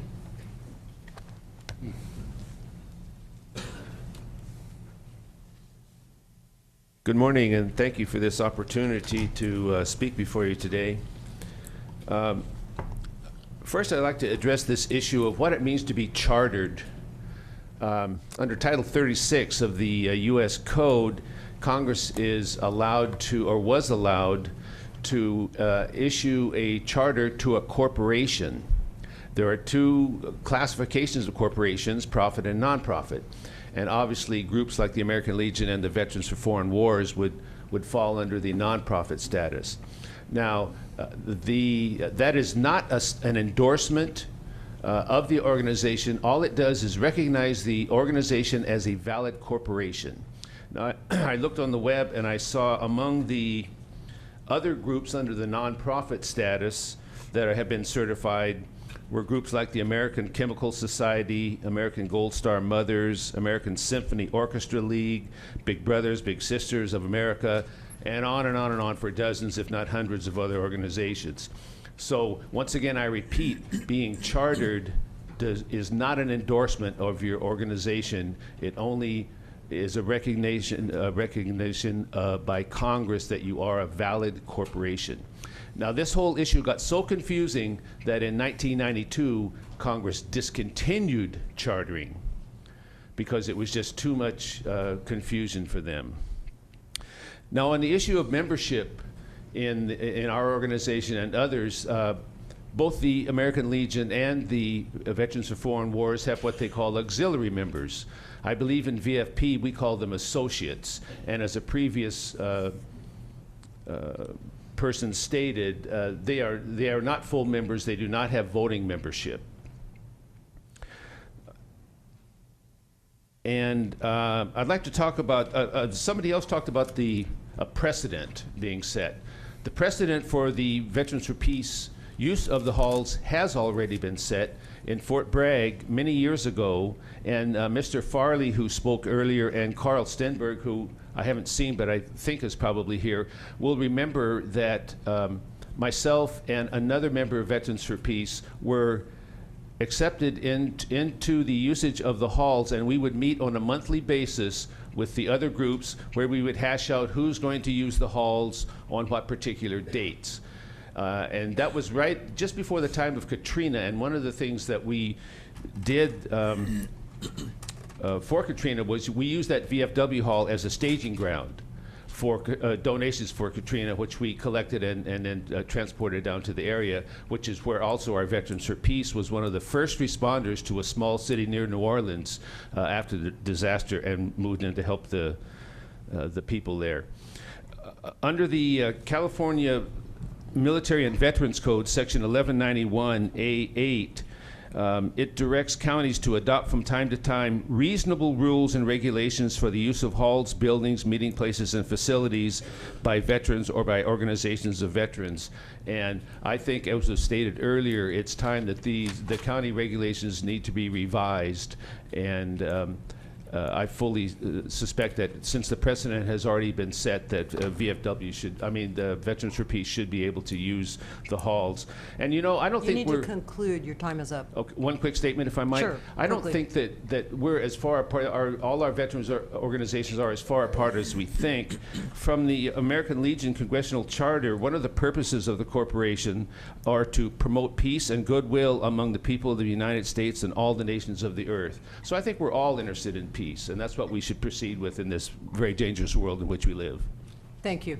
Do we have any additional public comments? I don't have any more forms, so please come forward if you wish to address the board on this topic.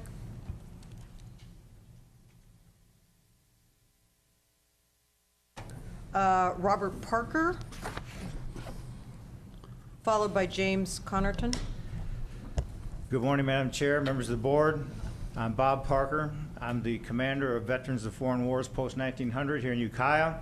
I'm also a Vietnam War veteran, Navy, but I was a ground pounder in Vietnam. I was on the ground. I'm adamantly opposed to use of the Veterans Memorial Building by the Veterans for Peace under any provision, normal rental fee, reduced rental fee, or no rental fee. Furthermore, the veterans whom I've contacted are equally opposed to said use of the building. Veterans for Peace is not a veterans association, even though they claim to be a veteran support organization. On the 27th of January, I called the National Veterans for Peace headquarters in St. Louis, Missouri, identifying myself as a representative of VFW, post-1900, on 2 separate times. During the first call, I asked the respondent if she could tell me the number of Veterans for Peace members nationwide. Her response was about 5,000 total as of the last report. In response to my next question, the receptionist said that 812 of the total membership, some 15%, are non-veterans called associate members.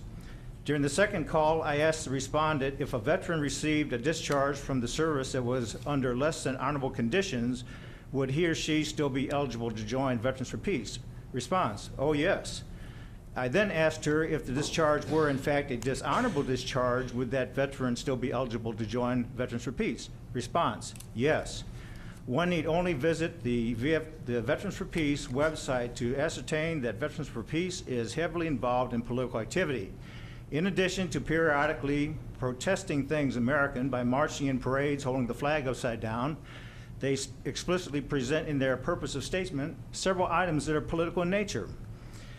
The rules and regulations concerning Mendocino County Veterans Memorial Buildings, our rules and regulations, list 3 types of prohibited uses of the county's Veterans Memorial Buildings: profit-making activities, political activities, and religious activities. Application of said rules and regulations should rule out Veterans for Peace use of our Veterans Memorial Buildings from the get-go. In fact, the rules and regulations concerning the use of the Veterans Memorial Building were generated and approved by the local level, County Board of Supervisors. However, there's also a state aspect to the whole thing too. I looked up the California Military and Veterans Code, and sure enough, there was reference information concerning the situation at hand. As stipulated in particular sections, a bona fide Veterans Association is composed solely of persons who have served honorably in a time of war or time of peace in a campaign or expedition for service in which a medal has been authorized. With all the foregoing, I respectfully request that this use be denied. Thank you very much. Thank you, Mr. Parker. James Connerton? And that's all the public comment cards, so I will be closing public comment. If we don't get any more coming forward. Thank you. Good morning. I'm James Connerton. I'm an enlisted U.S. Navy veteran of the Vietnam era, honorably discharged in 1972. I live in Ukiah. I'm a retired public school teacher. I've always recognized our need for strong national defense and honored those who serve honorably. I was spared the combat wounds of my friend Sandy and many others by being shipboard.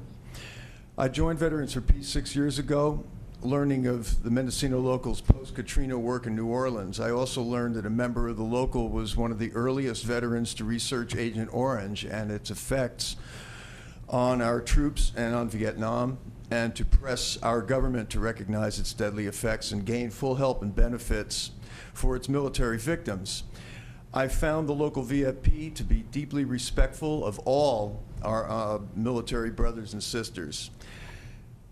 Thus developed my strongest interest in the Veterans for Peace, working with our local and others to press for research and public awareness of the deadly effects reminiscent of Agent Orange in today's depleted uranium munitions, used extensively in the Mideast, Afghanistan, and the Balkans.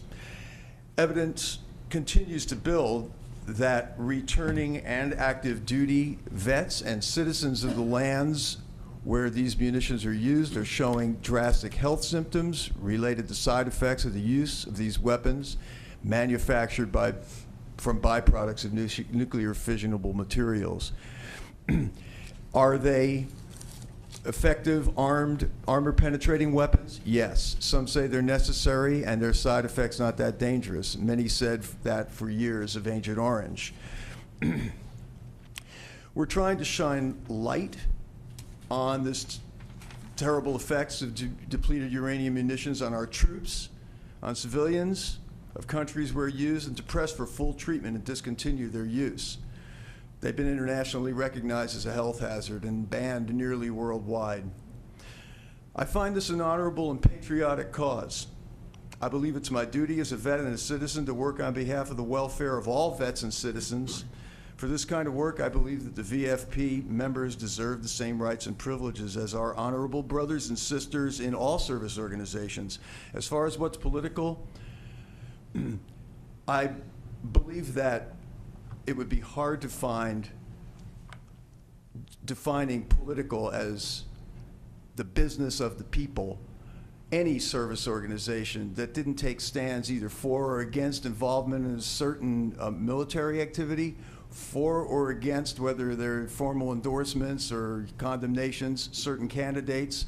I think we all know that we stand in certain places.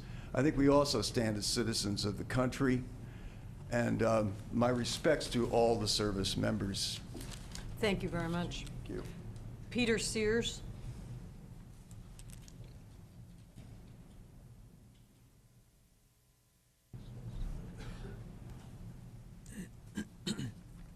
Good morning. I joined the Army on New Year's Eve, 1958. Got some bad advice from a recruiter, but that's beside the point. I served 2 months and a day beyond the 3 years I enlisted for on a stop loss. Well, that's what they call it today. Then it was just an extension, which Kennedy called because he called a red alert because the East Germans had closed the Brandenburg Gate. So anyway, I served my time, a little extra, have an honorable discharge, and I just want to talk about this idea of politics. Pretty much, my opinions have been stated already, but to me, this is what bubbles below the surface here, because I personally think, from what I know of other established veterans organizations, they are political. I mean, it's political by nature, and the idea that you're not a patriot if you don't support your government in a given conflict is quite the opposite of what I see as being patriotic. I mean, I took the same pledge to protect the Constitution, you know, and so I think that when I become a spokesman for peace, when I have the chance, that in fact is a patriotic act in defense of the Constitution when we're involved in illegal actions. I joined the Vietnam Veterans Against the War, which was originally just a combat or a Vietnam combat organization, and then they opened it to Vietnam era veterans. And so I spent 5 years working in that organization on a daily basis, and the damage I saw done to our citizens from being in war, and since then from other wars, is undeniable. And so I think that when I say I support the troops, I support their rights to all the benefits they're supposed to get. I think the best way we could support them today is to bring them home. And so I don't want to ramble. What I'm trying to say is I think in the main some groups see that as unpatriotic, and that's a political stance. And whereas they take political stands too.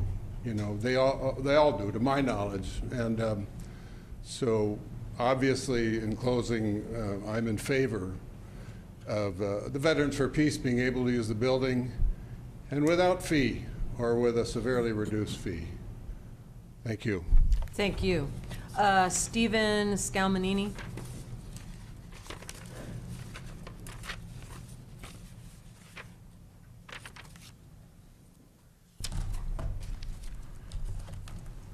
My name is Steve Scalmanini from here in Ukiah. I wanted to clear up a few little details before commenting overall on support of the resolution and support of Veterans for Peace using the buildings at a very reduced rate, if not free, like the other veterans organizations.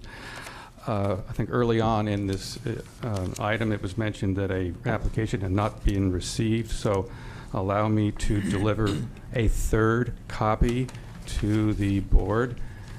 The first copy was submitted in hand or by hand by me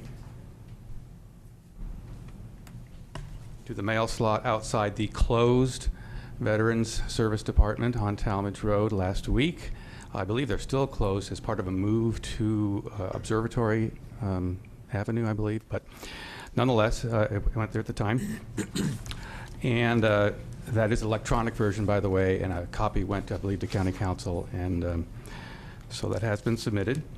I want to clear up we heard two figures today on the percentage of non-veterans and Veterans for Peace, but it is about 15% non-veterans, so 85% veterans nationwide. That was an accurate figure that was obtained from the VFP office.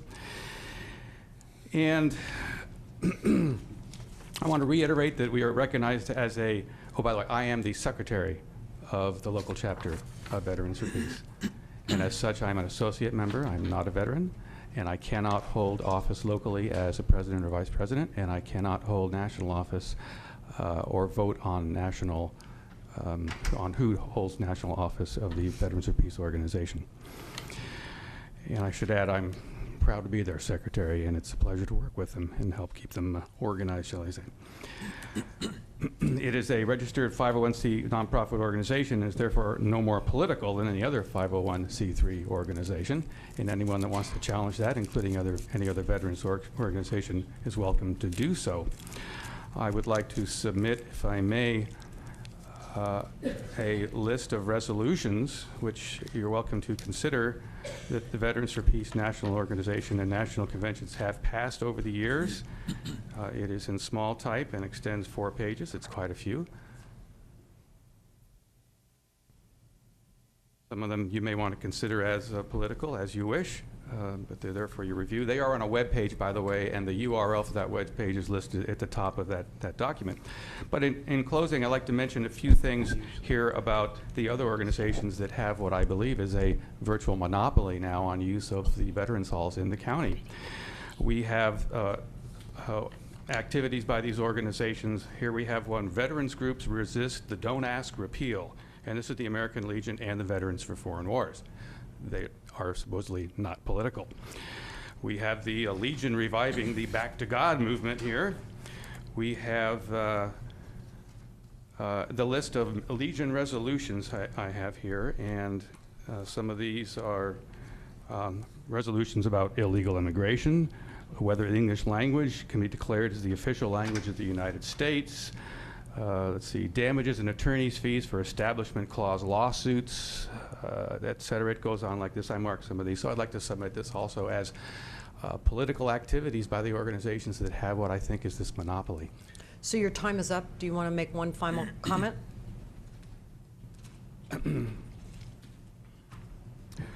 I think I'll just hold off then any further, summarizing that I just want to speak in favor of the Veterans for Peace using the buildings at a reduced, if not minimal rate. We have to deal with not just the cost of rental, but the cost of insurance, which I believe is not paid for by the other organizations that use and monopolize the buildings today. I believe their insurance coverage is also provided by the county. So we have both of those expenses to deal with. Thank you very much. Thank you. Supervisor Brown, did you have a question? Yes, I do. Mr. Scalamini, did you say you tried to submit an actual application this week? No, last week. Last The actual, that document I submitted there, filled out, was submitted last week to the office. The office was closed. There was a note on the door that they were in the process of a move to Observatory Avenue, so I put it in the mail slot, which is right outside the building there.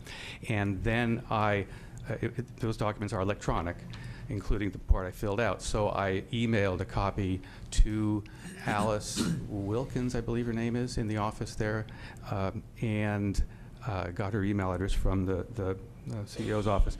And I believe I sent a copy to County Council. So copies do exist. So it has not gone through a process as yet. Well, I don't know where it is in their process. Thank you. Thank you. Is that all? We have one more speaker, Mr. Fuller.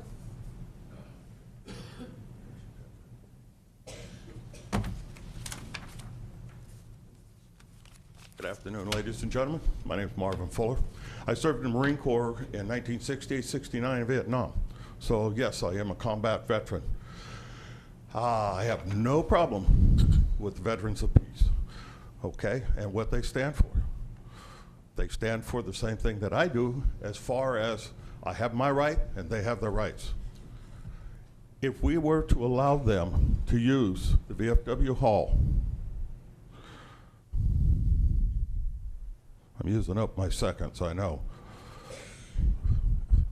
If we were to allow them to use the hall, then we would have to let all political organizations, Republican, Democrat, or whatever, use this hall, including the county supervisors, the city supervisors, everybody. Okay, and it's stipulated in the Congress several years ago that it cannot be used for political reasons. Okay? And by the way, we pay for our own insurance in the building. You don't. Thank you very much. Thank you. So will conclude public comment. We'll return to the board. First of all, I want to see if county staff want to at all address this issue. I'm going to ask that county council comment on a number of issues here. I know she has done some research on the topic, so to the CEO, do you have a particular way in which to proceed? I had a couple more public comments I wanted to put in the record before we get to that, if I may. Then I'd like to briefly. speak just after Supervisor McCowan. All right, we can hold off and, So okay, Supervisor McCowan. I do have an email from Norman O. Gordon, a member of the Veterans of Foreign Wars. He does not wish for the Veterans of Peace to meet at the Veterans Hall. He says they are political and that the original agreement should not be changed. Also, Dottie Deerwester states that Veterans for Peace is not a veterans organization. They are a nonprofit organization. She says that they should not be allowed to use the building due to their political nature. I believe, Supervisor, that all of us received a number of emails. I'm not going to Correct. read mine into the record. Supervisor Brown? That is correct. I received also phone calls. I would like to ask for a 5-minute break, please. We've been in session for 2 hours, and I think it'd be appropriate before we go forward on this item. We can certainly do that, Supervisor, and then I'm going to ask council to speak, and I'm going to give staff a chance to speak, and then I want to do I want to make some comments about the sort of the two items before us, because we really have a sort of a two-layered decision-making process before us. So that's just what we have, and it may be a good thing or not a good thing, but we do have two decisions really in front of us. So we will take, let's take an 8-minute recess, so we'll return at 11:10. I'll go get my calendar. Oh, okay.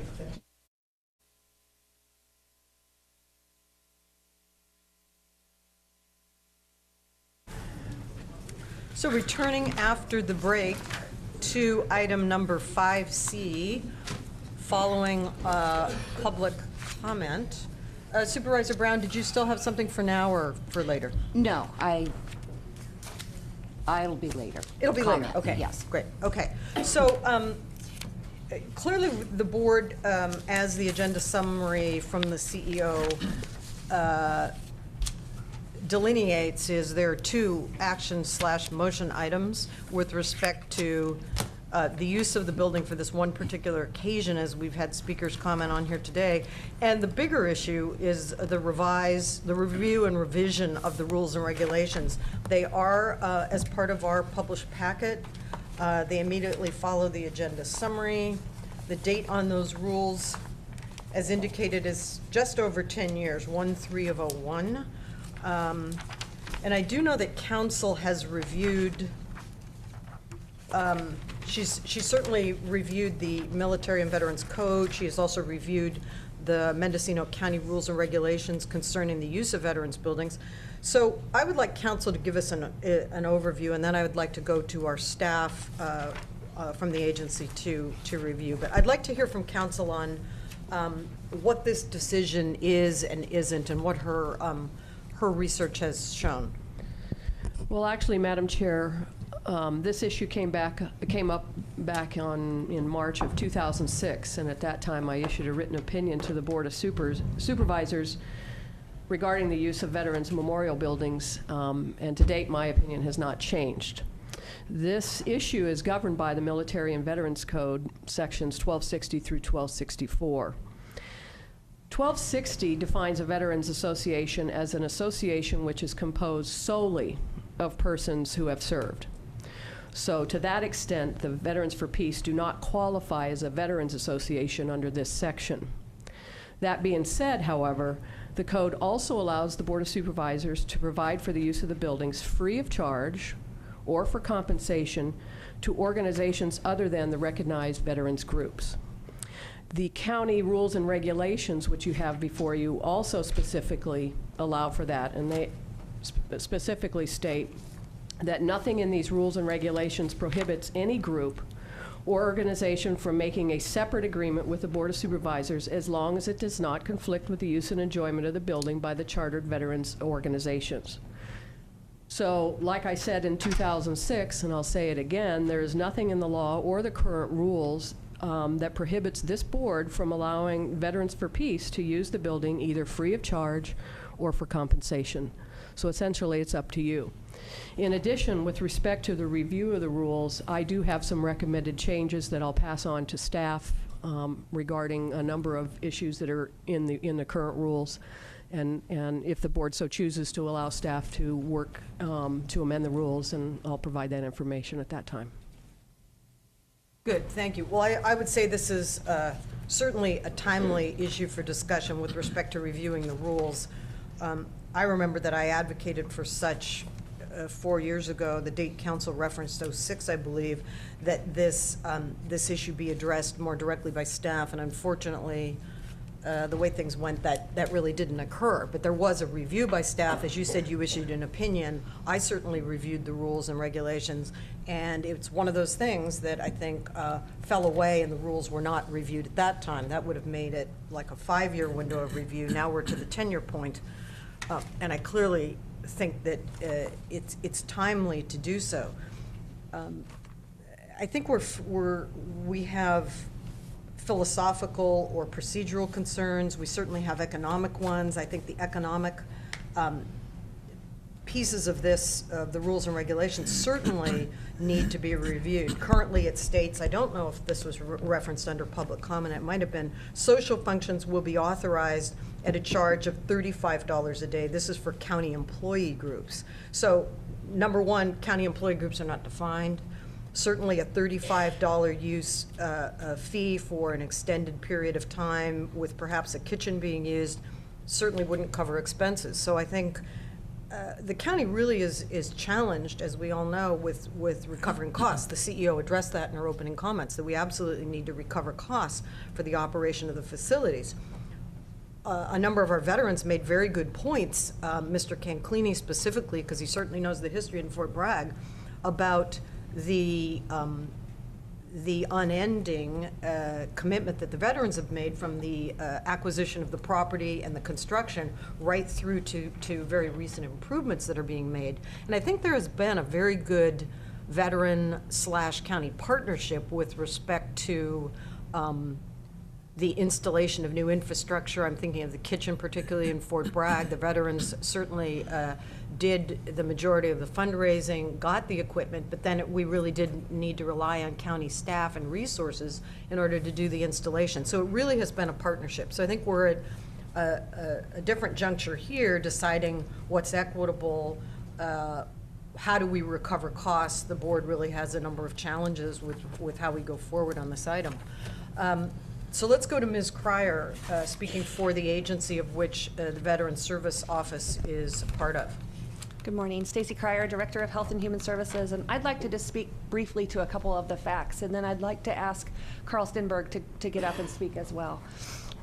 I wanted to comment on the fact that they said the building was closed. That is correct. The current vets building, the office that we're in the process of moving. That move will save County General Fund just over $22,000 as we're moving to a facility that's on at the Dora Street facility at Public Health. So we are moving staff. So we are in the process of a move. We're not closed, just moving.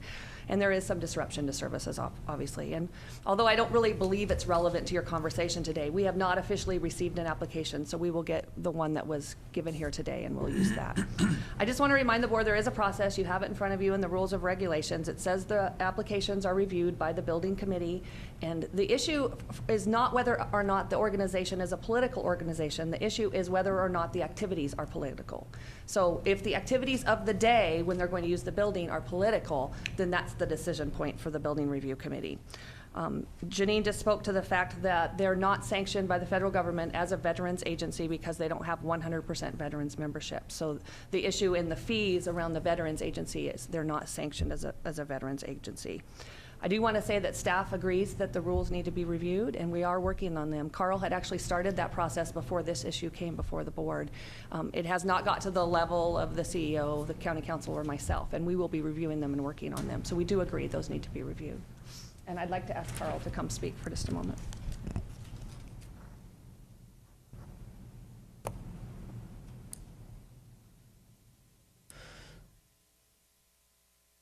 Hi, my name is Carl Sternberg. I'm the Veteran Service Officer for Mendocino County. I've been the Veteran Service Officer for about 6 years, 5 to 6 years. Everything pretty much that I was going to say pretty much has been said. I'm the one that the applications come to. Our electronics and telephones were cut off last Thursday by county IT for the move. So until today, we've not had phone or computer. So quite possibly we got something electronically. I've not seen it. I'm not denying we didn't get it. One thing I'd like to say there's a lot of talk about changing the rules and the regs, and I'm not opposed to that at all. 2 to 3 months ago, I started the change, especially for trying to raise some of the costs, or procure some of the costs so that when we rent it, we could bring more money back in. What we do as far as renting the buildings has worked pretty well. I mean, I get a lot of applications or phone calls from parties that wish to rent the hall for a definite religious purpose. I tell them, no, I'm sorry, it's not for a religious purpose.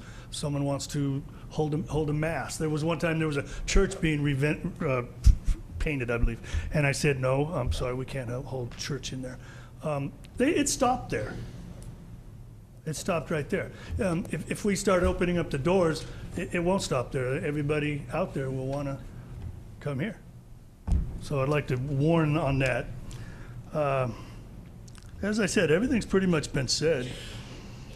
I did bring up the question of the Veterans for Peace using the hall because I did receive a phone call, and I was aware that they did come and get an application from Alice. It was Alice Watkins. The name got kind of fooled around a couple times today. I did approach the VFW at our last building committee meeting. We do hold those monthly in Fort Bragg and in Ukiah.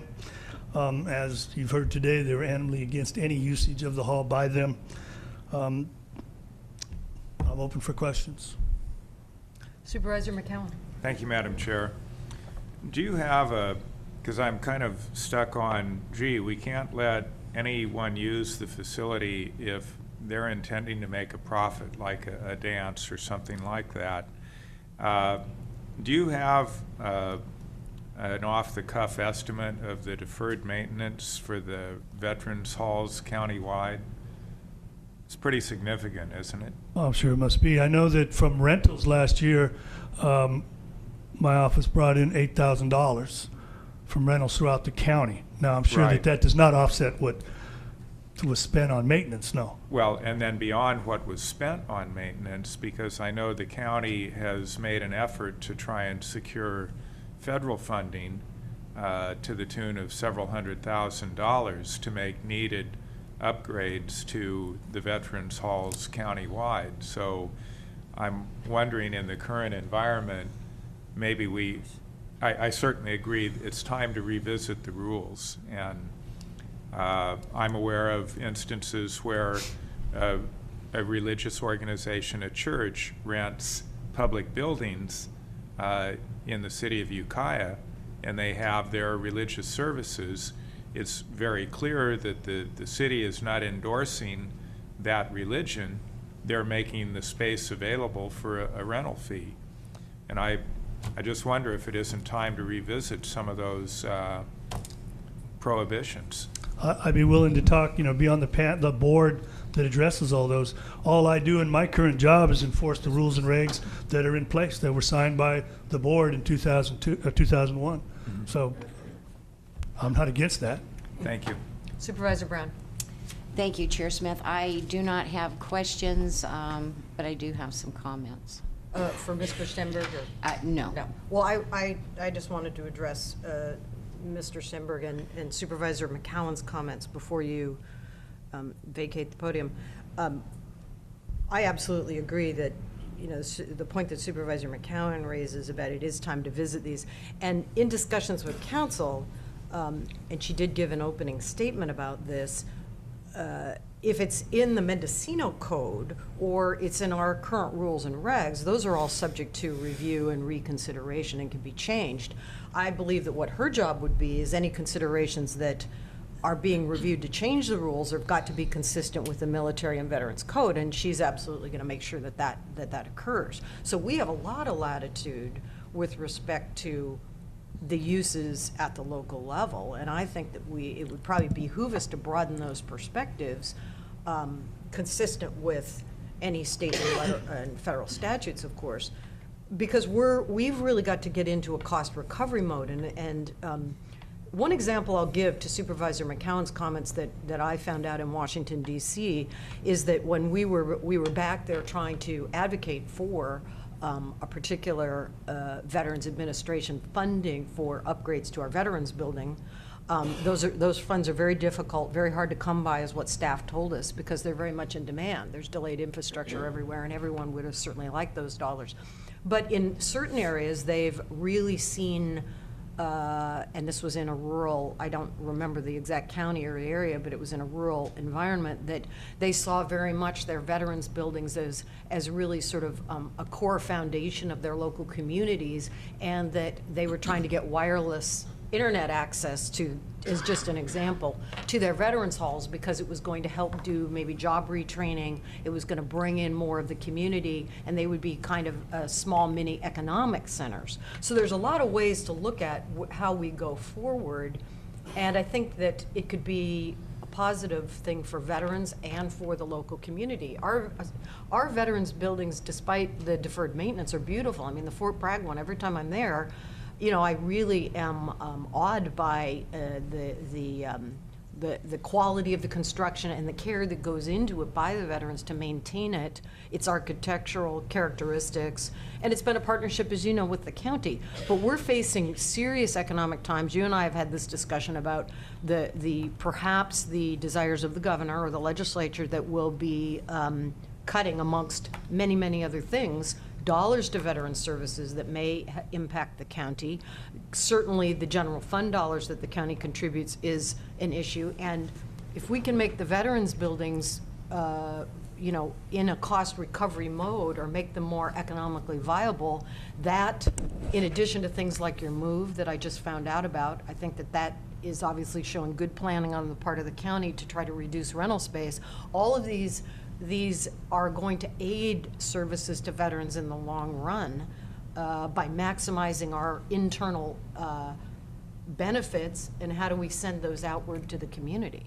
So anything we can do in an economic mindset for these facilities and the partnership that we have, and broadening it perhaps into the larger community, if there's space needs by the community and they're willing to pay the costs, I think that there's a lot of potential there, and that the committee could certainly look at that, and council will keep them on the right path with respect to the Military and Veterans Code, and making sure absolutely that any changes of local policy and procedure is consistent with those. So I appreciate your efforts and look forward to working with you on concerns that veterans have going forward. But I think this is part and parcel of that discussion, because we need to be mindful that cuts are probably on their way, and we know that your services have already been reduced in the last 18 months, and I would consider them very much bare bones right now. So would I. So how do we make sure that we can maximize and maintain what we have? So I think we need a fiscal sense about this, and I know you're willing to do that, and we've heard from Ms. Cryer, and I think that would be the goal of the county for the big picture decisions. Yeah, I'd like to recommend, and I'm sure it's would already happen, that the veterans organizations be part of the committees that were designing this. Yeah. Good, thank you. Any other comments for Mr. Stenberg or questions? Not for him. Then we'll go to Supervisor Brown. Thank you, Chair Smith. Thank you, sir. Thank you.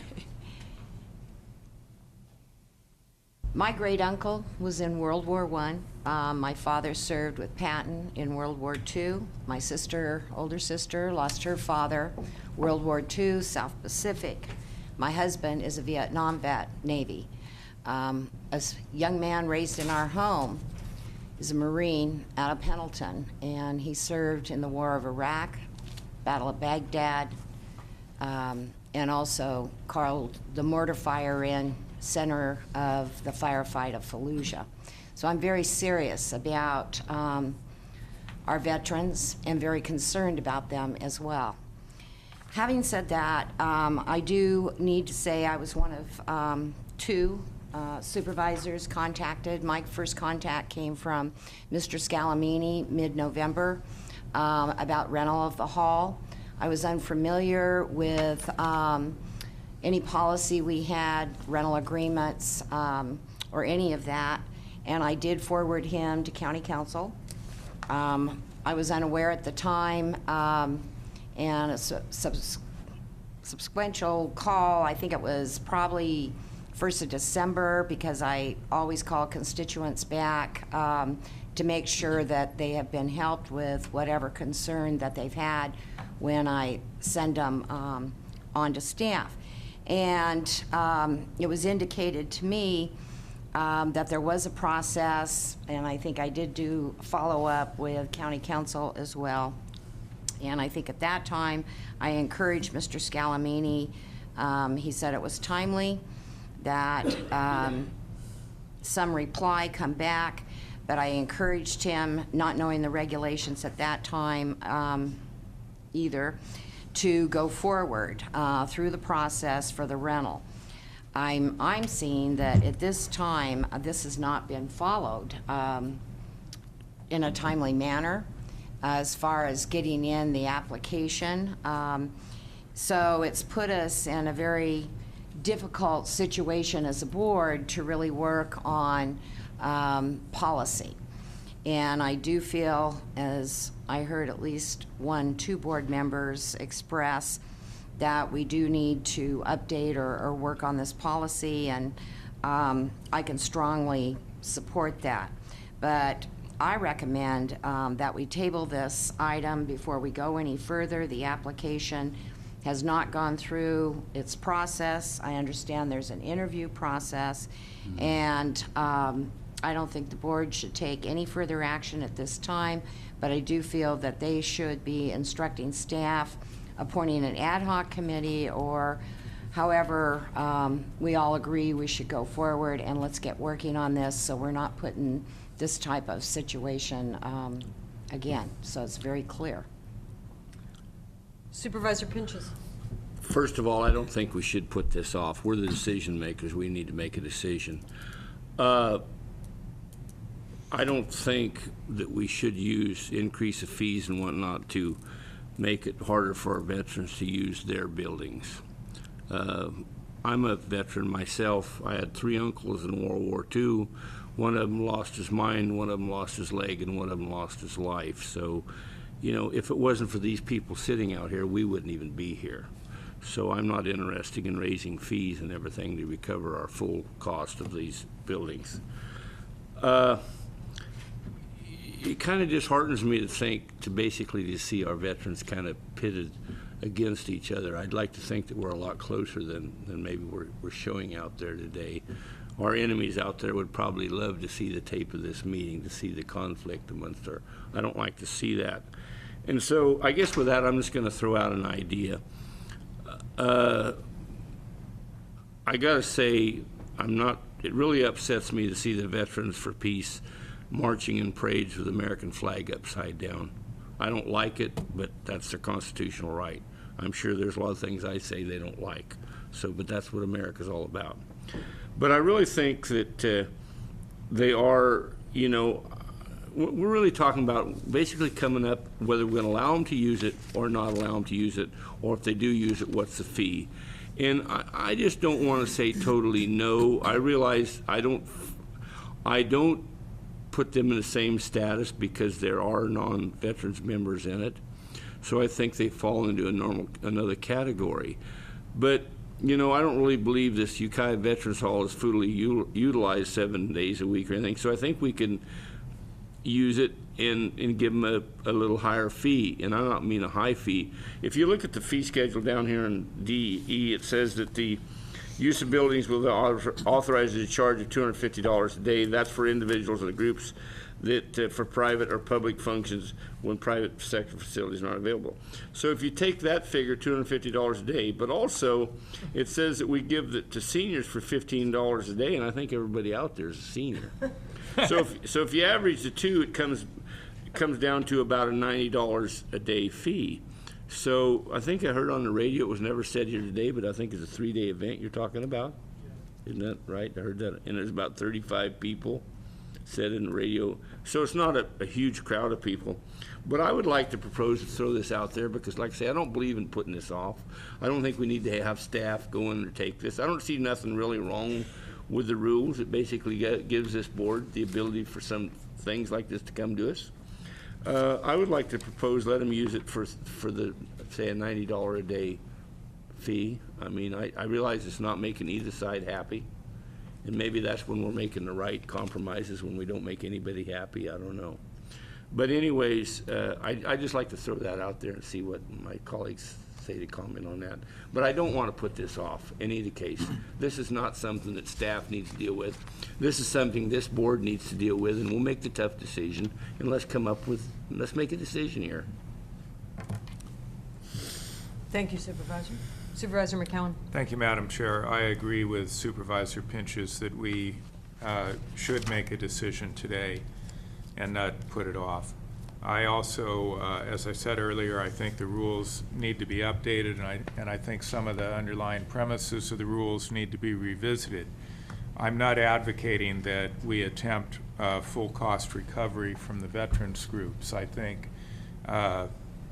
their service to our country is the reason that we have those buildings. So I'm not interested in trying to make money off the veterans groups. but I am interested in seeing how we can make some more money off everyone else. We do have a fundamental difference here between a group like the Veterans of Foreign Wars, which is a chartered veterans organization, and although the criteria by which Congress does that might have changed, the fact that they are 100% veterans has not. The Veterans for Peace is a nonprofit organization, but it's not quite in the same category. I notice that within the chartered veterans, there's not unanimity on what the appropriate course of action is. Some would deny any use of the building to the Veterans for Peace. Others do not object to them using it. They object to a reduced fee. As provided for in the rules, the Board of Supervisors does have the ability to make this decision. And one point also I'd like to make with regard to the use of the Veterans Halls for political activities. The Point Arena Veterans Hall serves as the meeting place for the Point Arena City Council on a regular basis. The Mendocino County Board of Supervisors has met at the Ukiah Veterans Building, and the rules allow for cities and other government agencies to meet there. I would hope that any group that uses the building would be respectful of the fact that it is a veterans building and not do anything that would bring dishonor to themselves or to anyone else. But that said, I think there is a place for the Veterans for Peace at the Veterans Hall. And I think as speakers on, if we could say sides, and that's kind of how it's shaped up, I think speakers on both sides acknowledged that you have far more in common than you have in opposition to each other. And I think that if you have the opportunity to work together and understand each other's positions better, I think you will be able to build bridges that will span those differences that you may now think you have. So I will make a motion that staff work with the Veterans Service Office to review and revise the rules and regulations for use of the Veterans Memorial buildings, and that the chartered veterans organizations be included in that discussion, and other stakeholders at the discretion of staff, and that in the interim, on a one-time basis, the Veterans for Peace be allowed to rent the hall at a reduced rate of $90 a day.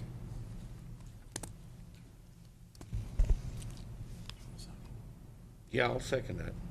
So we have a motion, we have a second. Supervisor Brown. Thank you. Supervisor Pinches, I'm not backing away from making difficult decisions. We have a policy, we have a process, and we have a procedure. And so far that has not been followed. And if we're going to go back to this policy, I believe that we should have a new policy coming forward. I'm just trying to point out the fact that the application could have been in quite some time ago. The process followed because up to this point, it hasn't been denied. And I felt that would have been a much better way for the veterans to work out their opposition to one another and the use of that facility. I will go along with Supervisors McCowan and Pinch's motion, but I feel this other process that I suggested was a better process to be used. Thank you. I agree. We really need to deal with this today. I think that there is a cutoff with respect to the policy in terms of the application, and was it handled appropriately or timely, as Supervisor Brown is bringing forward, is a question. But it is before us today, and we really do have the discretion.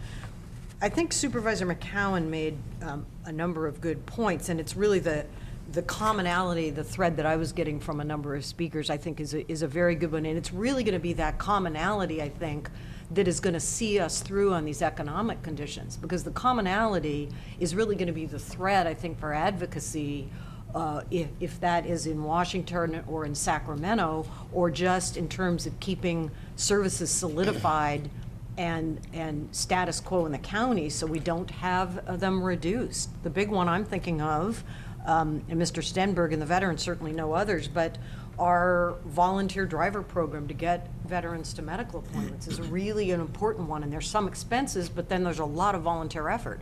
We need to make sure that we have the coordinators for that. We need to make sure that the county is really maximizing services if it keeps programs like that in place. So having other veterans groups work with the ones that are the authorized veterans groups with respect to the Military and Veterans Code is, I think, really an added value. And so that commonality is what really is going to get us through, and groups all working together and not at cross purposes to maximize the use of the facilities, the services to the community, and I think that's absolutely where we need to go. Supervisor Hamburg.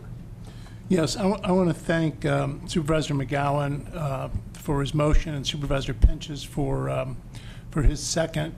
But mostly, I want to thank all the people who came here today.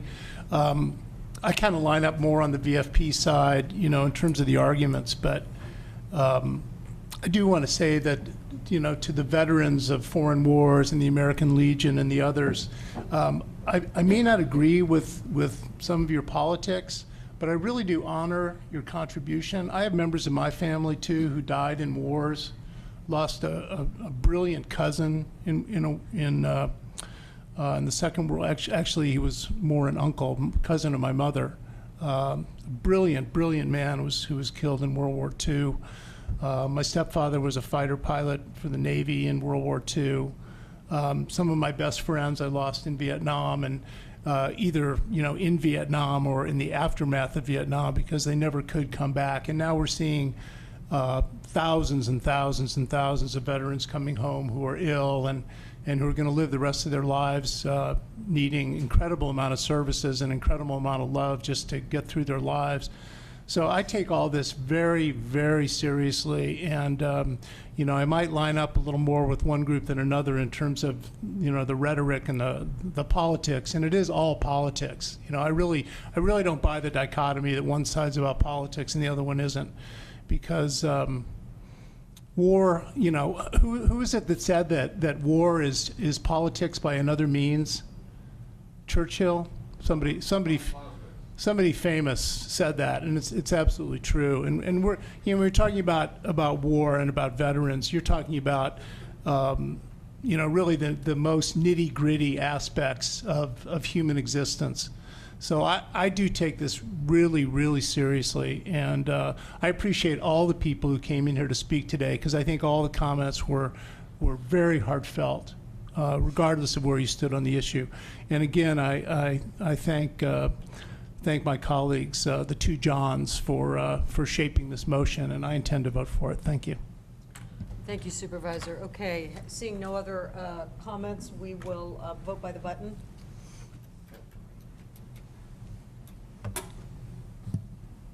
Motion passes unanimously. Madam Chair.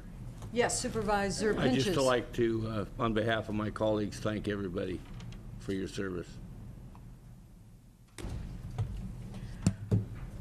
Okay, we're moving on to our next item. We have two off-agenda items. Let's go to those, and we'll conclude the formal items on the list. And we have a few more reports, and we also have a closed session. Let's go to item number 7D. This is Supervisors Brown and McCowan on the item of support of the Inland Water and Power Commission Public Outreach Program. Who would like to take that? I'll go forward as the representative to the Inland Water and Power Commission. I was not able to attend their last meeting due to death in the family.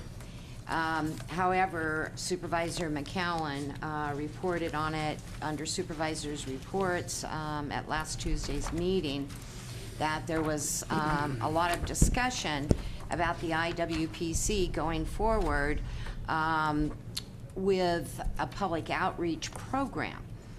And in the summary that all of you have received. Hold on, Oh, before we get it into just the dawned issue. on me it's an Right. off-agenda Right. item. Right, we need Sorry. to take the procedural steps. Okay. What is the urgency? There is urgency to this because there's a deadline for reporting back to the IWPC. And for the their next February meeting. 8th meeting was canceled. Right. And So it you would can have make come the forth appropriate at that findings. time. So council says we can make the appropriate findings. I move that we make the appropriate findings to take this item as an off-agenda item. Second. So we have a first by Supervisor McCowan, a second by Supervisor Brown. All in favor, say aye. Aye. Opposed? Motion carries unanimously. So on to the item. Okay, I'm not going to start in again because you all know what I said previously. But I felt it was important to come back and discuss this with the member boards, as I believe all the representatives are doing on IWPC. It would be an initial allocation of $10,000 is what they're considering, although discussion, may lead us to another amount of money when we meet on, I believe it's the 10th. So I think it's important that we do this. I've read many articles throughout, well over 2 decades on the Eel and Russian River that many times have provided misinformation to the public and especially to our neighbors to the north of us. And it's very difficult. I think we've turned a blind eye to this for a very long time, and we haven't countered.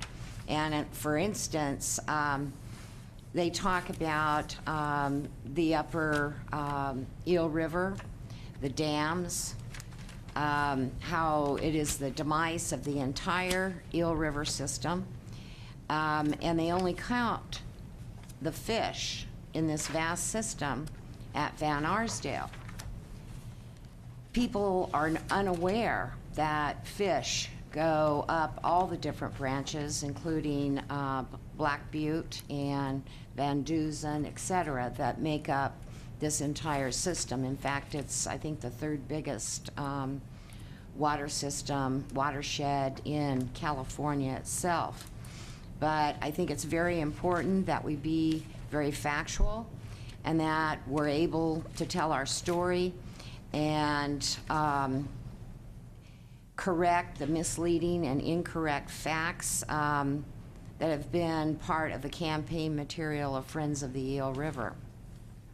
So I'm very in favor of it, but I wanted it to come forth to this board as it is going forth to the other boards that make up the 5-member IWPC commission. Supervisor McCowan. Thank you, Madam Chair. And this would be funded out of money that IWPC already has available to them, so it wouldn't involve any additional appropriation from the member agencies. And also, my understanding of the motion would be that the board would be on record in favor of this action without endorsing a specific proposal, which would be a further discussion of the IWPC, and I would expect that our representative would only vote for a proposal that they felt was cost-effective and appropriate.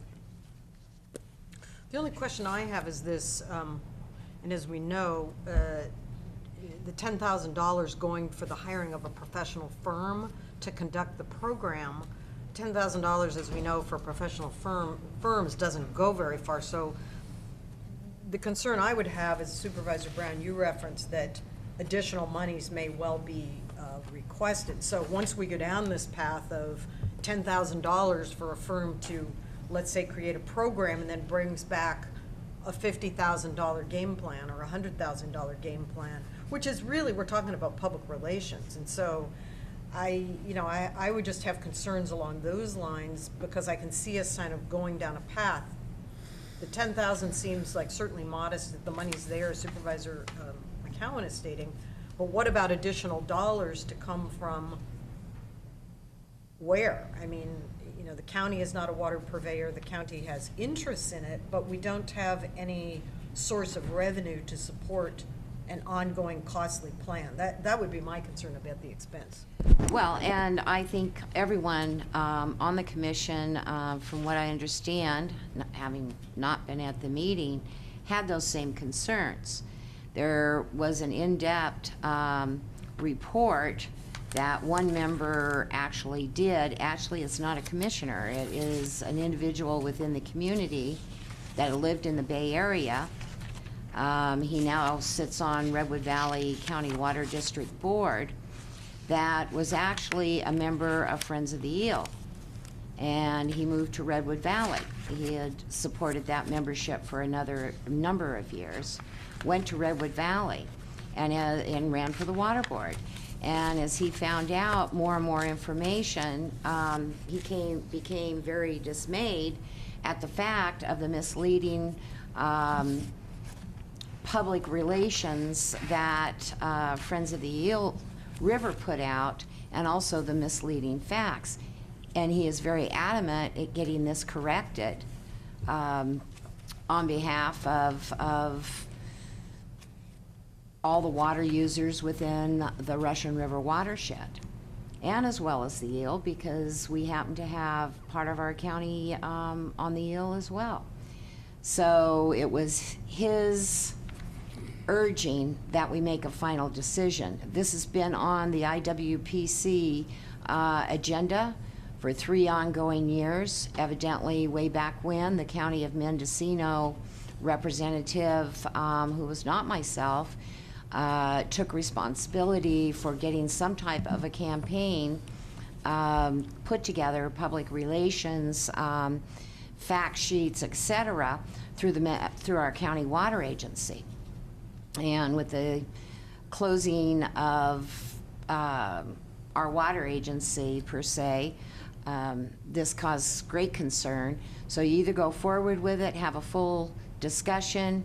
Yes, I know $10,000 does not bring a lot forward, but there are 5 members on the commission. We pay a certain amount, I think it's $2,000 in dues, is a yearly fee. And they do have money in their fund balance to cover this now, and at least it's beginning. Potter Valley Irrigation District felt that it was serious enough of a threat getting up to present times, and I think we're very behind in doing what we should have done years ago. But they will be kicking off a website that will also basically have facts about the irrigation district, as well as the use of the Potter Valley project, so, and the economic benefit. So, Supervisor Brown, have they identified the firm, or is that still to be done? No, we haven't. It will be a discussion on their agenda for February 10th. Right. Supervisor Pinches. Well, I think Supervisor Brown is right on this. I've watched the opposition to the Potter Valley diversion for several years, and it seems to be picking up speed, and they had a real negative effect on the reduction of the water, which was started out to be a 10-15% reduction, and actually in real time now they figure it's around almost a 40% reduction. So something, it needs to happen. Also, our Congressman Thompson has never really taken his official position on the Eel River Potter Valley diversion. Is that he says he'll be in favor of whatever good science dictates.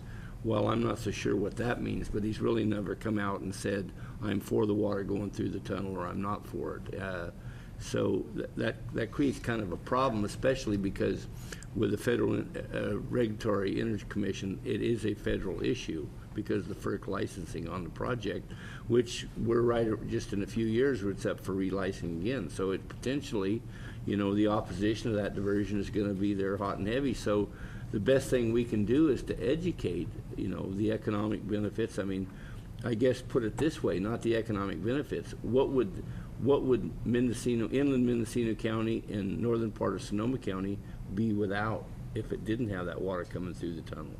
I mean, before the tunnel, pre-1903 or 1906, the upper reaches of the Russian River were dry. There was no water to even talk about. So I don't think anybody wants to go back to that, but you know, there are pressures that want to leave it in its natural state. In other words, do away with that diversion completely. And to me, that's not even an option. Matter of fact, the reduction in the flows has severely hurt our economics and in our village. I believe we still have water district, even in a wet year, in this valley here that still has a moratorium on any new hookups. So it's severely hurt our economics of the valley. But just picture what this valley, inland Mendocino County and northern Sonoma County would look like without the water going through that tunnel. It's a real scary thought. So I don't like Supervisor Smith, I don't like having to spend money basically to promote something which obviously needs to happen, but that's the time we're living in. And if we don't tell the folks what the benefits of that project is, then maybe we'll be the decisions will be made to the contrary. Supervisor McCowan. Thank you, Madam Chair. The Inland Water and Power Commission has a good track record of being very cost-effective as an agency, and I think this action is long overdue, and I move the recommended action. All right, we have a motion. Second. And we have a second. Supervisor Hamburg. Do we need a vote on taking it off agenda? We did that. We already did that. Yeah, we did that. Missing things this morning. That's because I didn't get home till 1 o'clock last night. So now we're on the item. I'll tell you something else I missed. Where's the 10,000 coming from? They have it in their fund balance already. They is IWP. The IWPC. Inland Water and Power Company. Correct. And which we're a member of. Chair Smith asked about, you know, really what does this get you?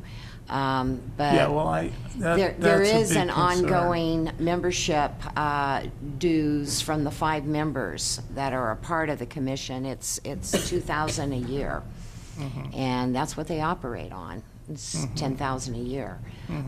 So it'll be up for debate. I just felt it was extremely important since all the other members were going back to their official bodies to discuss this.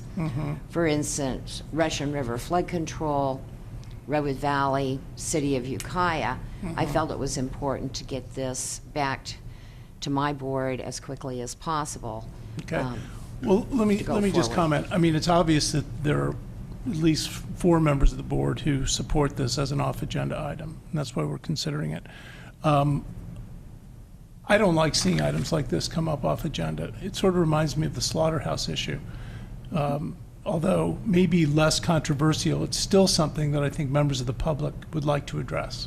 I mean, I think there are people who see this issue with more subtlety than maybe some members of this board do. And one of them is Congressman Thompson, who refuses to take a position on this, obviously because he also represents Humboldt County. That's why he won't take a position on this. And I'm not saying we should be doing what Humboldt County supervisors, you know, do. We're the Mendocino County Board of Supervisors, and you know, and we need to defend our own turf. But you know, I still think this is a tough issue. One other, and I don't mean that it's a tough issue that the diversion could continue. I understand that it's a century's worth of civilization that is built up in Potter Valley in particular because of this diversion. And I understand, you know, this reminds me of our first meeting, or my first meeting on the board. I understand the importance for Ukiah Valley of the diversion, but I still think this is a tough issue. Dams are being taken down all over the United States because of the negative impacts of diversion of water. And I think we're kind of glossing that over. The other thing I want to say in defense of 4, not that they're right on all their points, but one thing I do say about them is that they are not using public funds. They are a volunteer organization. They get all their money, as far as I know, unless you guys know something about some governmental entities giving the money. They're a advocacy organization comprised of volunteers. And if this issue is so important to so many people who are part of this watershed, why don't they set up a Friends of the Russian River organization and counter the lies without relying on various governmental entities to, to present the other side? So, I think that there's good evidence that some of the things that have come out from 4 are slanted. But I expect that what comes out from this organization will also be slanted, just in the completely opposite direction. Supervisor Brown. Thank you, Chair Smith. They better not be, because I believe they should be facts. And yes, when we talk about dam removals, there have been removal of very small dams, and there have been removal of much larger dams. Some of them have, are 100%, or the only dam on a particular water body. What we have here is a 102-year-old project, and with 2 dams, and a whole recreation that has been set up at Lake Pillsbury. The legacy, and I'd be happy to share it with you if you would like, would be my husband's ever great-great-grandfather, McMath and the Alleys, actually lived in Gravelly Valley, and the whole history of how they got bought out by city slickers and that sort of thing. I'd be happy to share with you, but that also gives some type of a history of how this project all started. And of course, as we all know, but maybe those people up in Humboldt County don't, that the power to the city of Ukiah came from that very first project, the hydropower plant. As far as the Humboldt County Supervisors, we have the Russian River Commission. I think Humboldt County, Sonoma County, certainly they've had, and Mendocino have had some very serious discussions in the past of the impacts of the project itself. However, I feel very strongly that we all work together. So this is in no way an effort, an outreach effort to do anything to our colleagues in Humboldt County. This is more of an outreach even to our own people here in the Russian River watershed. But I do feel that it was important to bring this back. I think we need to move along today's meeting, go forward, and I'd very much, like to vote on the motion and carry it forward. If I have concerns, I wouldn't stop coming back to this board. Supervisor Pinchas. Well, first of all, Dan, something you got to remember about the Friends of the Eel River. Their start of their base was in Garberville in Humboldt County, which is on the South Fork, which the Potter Valley diversion in no way affects any of the flows on the South Fork. So they can be against the diversion and it's not going to affect their water supply. It's very hypocritical in Humboldt County for them to be against the Potter Valley version, which the diversion is affects 3% of the watershed, which normally before Lake Pillsbury was built and the Van Arsdale diversion, those upper reaches of the Eel pre-1906 were dry reaches in the summertime. But it's really hypocritical for Humboldt County for people to say that they don't want the diversion, which is going to affect the water users in Mendocino and Sonoma County. They want to leave it in the river, but yet for Humboldt County's water supply, they have the Mad River dammed up. It's called Ruth Lake. So I think that's very hypocritical. If they want to start taking out dams, then why don't they take out Ruth Lake? Supervisor McCowan. Thank you, Madam Chair. I think, as Supervisor Brown said, the emphasis is going to be on putting up factual information because Friends of the Eel River has certainly put out a lot of information that is extremely questionable, if not outright false. And one of the biggest falsehoods is that the Potter Valley Project is responsible for the system-wide decline of salmonids in the eel system. And it's simply not true. And in fact, you can make an argument that although the Potter Valley Project, by virtue of the dams, does cut off a minor part of the overall system, but a significant amount of spawning grounds. On the other hand, it provides a source of water to the eel in the late summer and fall at one of the most critical times, water that would not otherwise be available.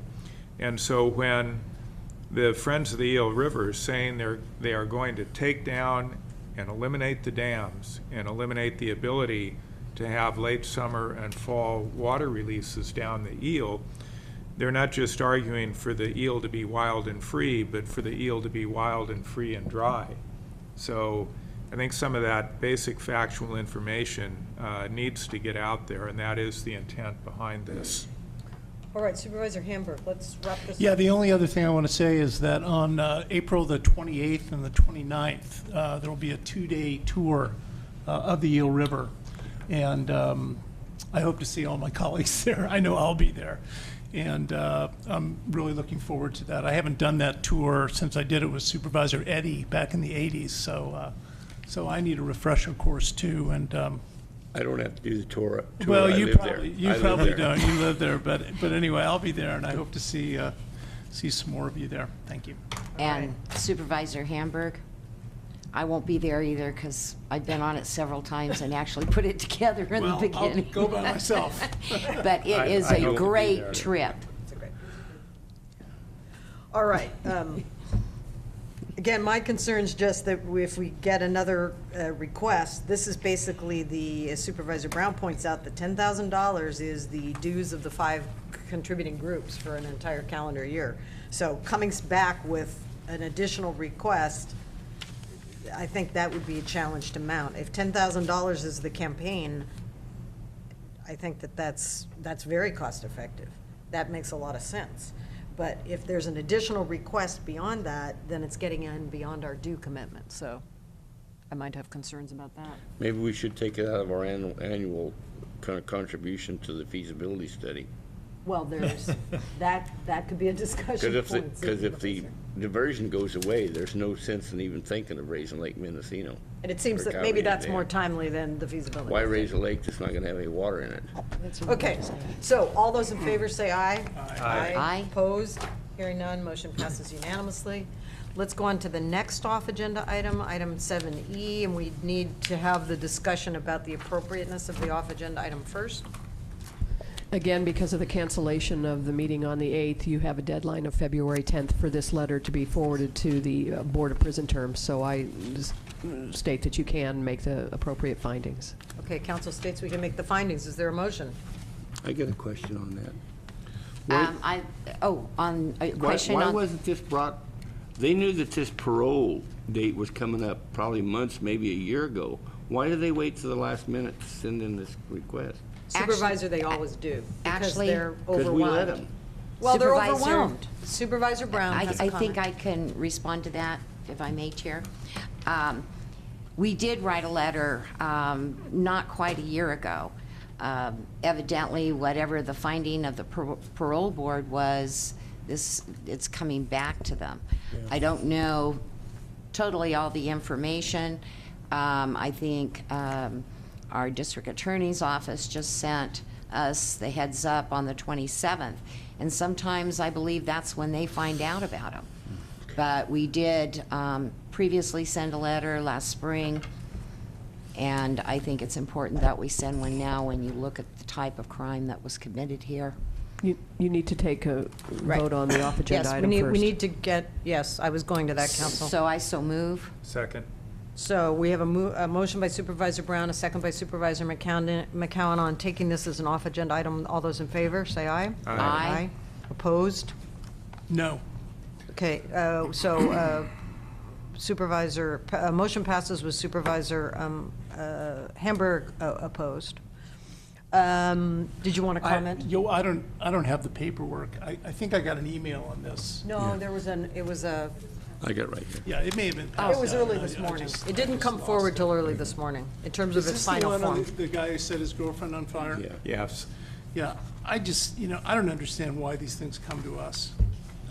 It just, I agree. Well, it just doesn't seem like it has anything to do with the Board of Supervisors. It's just, Well, Supervisor, as background, we have gotten. and I know about the crime, but I Well, let me just comment. just object to being. We have gotten in part the of it. past, lots of them, some years, from depending on, I think, the district attorney staff's interface with the issues. Sometimes we've had many in one year, other years we've had very, very few. So it's really up to them to do their lobbying efforts however they see fit to get individual letters, Board of Supervisors letters on the issue. And this has been a topic of concern. Supervisor Pinchas has expressed concerns in the past. So it is a decision that the board can make, but they are able, as I think council would say, to bring requests to the board to weigh in on these issues. So we can or not. It's really up to the board to weigh in. So that's kind of the background of that. So again, we've had a lot of requests, I can remember. We used to have a lot of them on consent at one point. We didn't really, we stopped doing that. So now they're sort of coming forward on an individual case-by-case basis. Madam Chair, I was just wondering, do we ever consider requests, not that we should in this case, but do we ever consider requests to grant a parole or to grant clemency? I mean, can members of the public come to us and say, hey, my son is coming up for parole and I really think this is questionable? Would the Board of Supervisors ask for clemency in this situation? Would we consider that? We can. I think we could. I would like Have to. we ever? Yes, we have. Supervisor Brown would It like was to quite a comment. debate. I remember in the history, probably in the last 7-8 years, and it had to do with Mayfield case, where both sides expressed that the board take one position or another, and the board did take action. On this particular one, Supervisor Hamburg, the reason I feel we do need to take a position is because if this person gains parole, he will be coming right back to this community to live with his mother. The crime that was committed, it was unbelievable.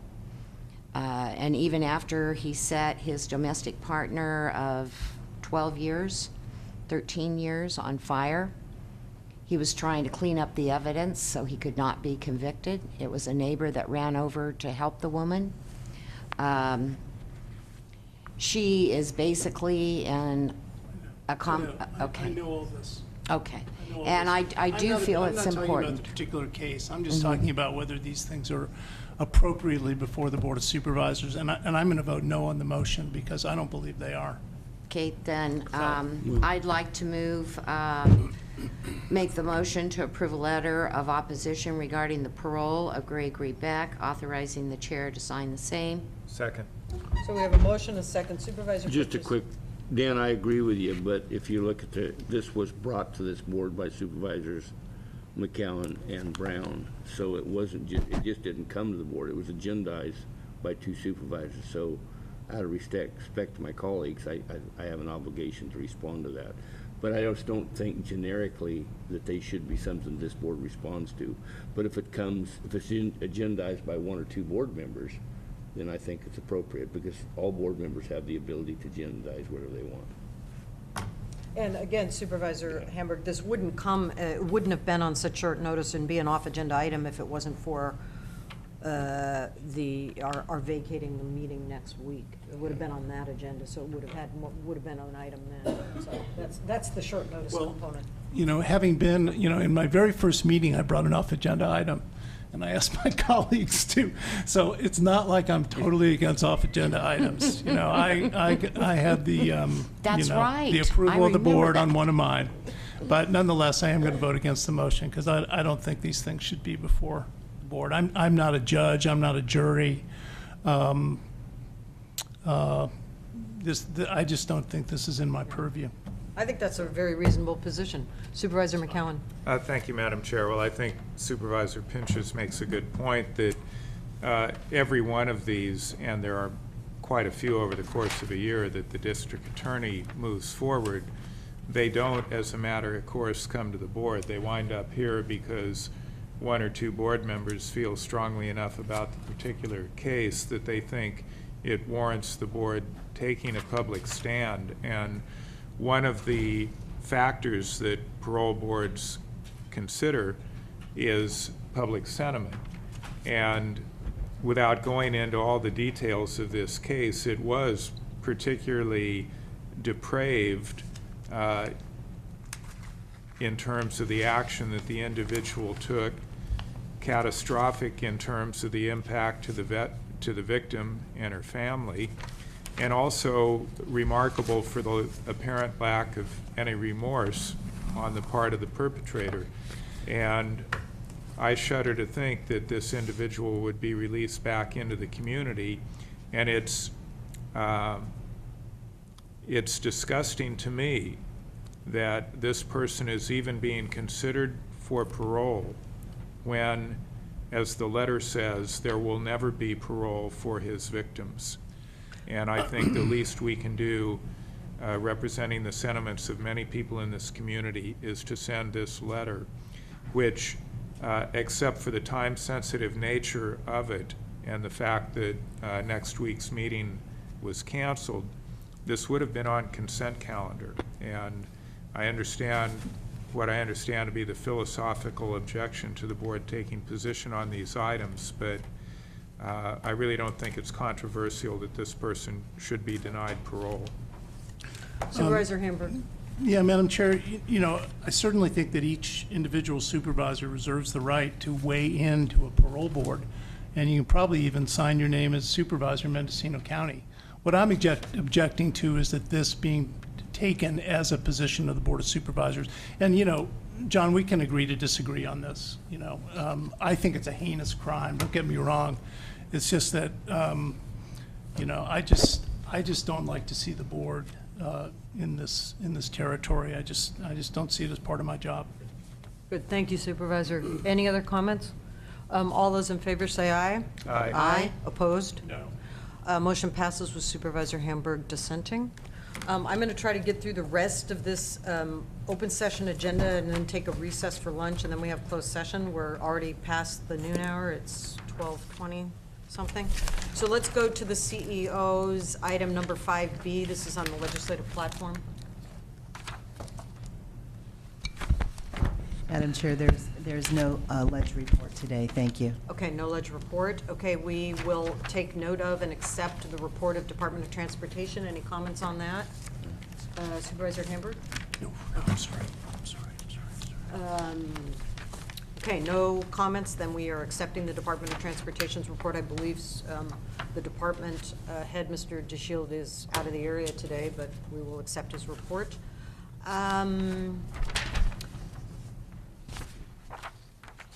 The chair also announces, as was mentioned earlier, the board's special session meeting scheduled for February 8th has been vacated, so we will return here on February 15th for a full day of discussion, primarily the topic being the budget. So there'll be a comprehensive report at that time. Could the CEO just give us, since this is our last meeting before that, just a quick glimpse on what we hope to hear that day and what we hope to accomplish? Yes, thank you, Madam Chair. As we've been discussing, we have a consultant, Steve Swybeck, who has been working with us at no charge. I'd like to reiterate that. There's no charge for our consultant to work with us. And with that, though, we work around his calendar as well. The plan for the 15th is that we will have two key sessions. One will be looking at our priorities as we move forward with building the fiscal year 11-12 budget, and along with that will be our mid-year report. And we are currently still collecting information from the departments as to what they will look like for the rest of this year. And so the February 15th board meeting will be Very similar to last year's mid-year report, we will have the departments here, the executive office, and the auditor will lead with what our budget looks like so far for half of the year. And I believe that based on what may be coming forward, the executive office may also be bringing in some recommendations for additional reductions. And I'm sorry to say that as we go through our budget, there are very few places that we still have to reduce our costs. We're still looking for every dollar of general fund that we can that would not negatively impact our services. However, we're fairly bare bones right now. So it is possible, based on what the mid-year looks like, which I will not see till later this week, that we may be coming in with additional reductions in our services for this board to make the decision. And Ms. Angela, will we also be hearing from, as I remember, we were, I think, requesting to hear from the departments that are over budget, and we'll be getting a comprehensive report from those departments that are still over budget, still have those budget projections. It seems that that is timely with a mid-year budget report. Yes. So we would be getting that information on that same day? Madam Chair, you will, and as we know, it has consistently been the mental health department and the sheriff's office that's come forward once a month. I'm waiting to see if there are other departments that are over budget, and we will expect reports from those other departments as well if they don't have a good mitigation plan. That was exactly my next point, that if others surface in that review, then clearly those would also be on the agenda. Good, thank you very much. So 2 supervisors' reports. These are on boards, councils, and commissions, any other meetings attended, standing committees, and ad hoc committees. Supervisor Brown. Thank you, Chair Smith. I wanted to report out that I received a letter back from Senator Boxer, and this had to do with, and I just opened it this morning, but it had to do with the Child and Adult Care Food Program. And we wrote a letter back, golly, November, I think. And she reports in her letter that President Obama signed the Healthy, Hunger-Free Kids Act of 2010. And this legislation increases funding for all child nutrition programs by $50 million per year for the next 10 years. So we did get a letter back. I'll pass it down. Wanted to report that. I had a concern from a constituent hearing about the possible closing of the Ukiah Post Office. And he came to me and said, what about the other post offices? Because he had also heard that many within the 1st District were also up on this list.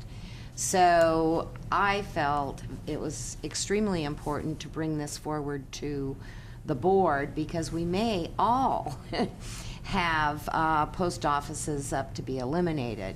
And you think about Covelo, you think about Point Arena, Manchester, and there's many more. Whitethorn, excuse me, but out in the middle of nowhere. But Whitethorn is in Humboldt County. No, Whitethorn is actually, the post office I thought was Mendocino.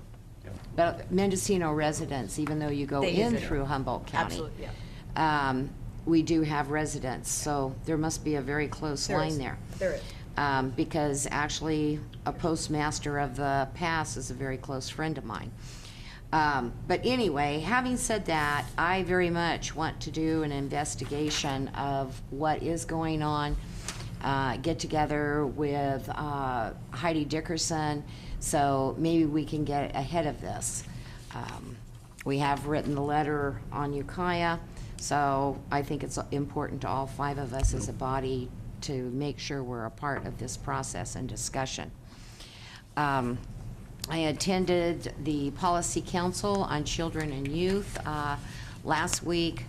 We had a lot to talk about. They are putting together working groups. Evidently, the 211 program needs to be fine-tuned, but it was reported that it may be a project of Leadership Mendocino to get that fine-tuning done. And for instances, people call in for referrals, and they're a local resident, and they may be referred down to the Bay Area for some type of a service instead of having it referring some type of agency here within our county. They are forming the committees to review the bylaws and the memberships. They're going to have working groups, and these groups will work on the trainings and workshops that they put on for all providers that also are not only with children and youth, but Child Abuse Prevention Commission they work with. So they were breaking into these groups for that reason. They're going to write a 3-year strategic plan because it's been called for by state government. They do have to turn that in, and it is due by 2013.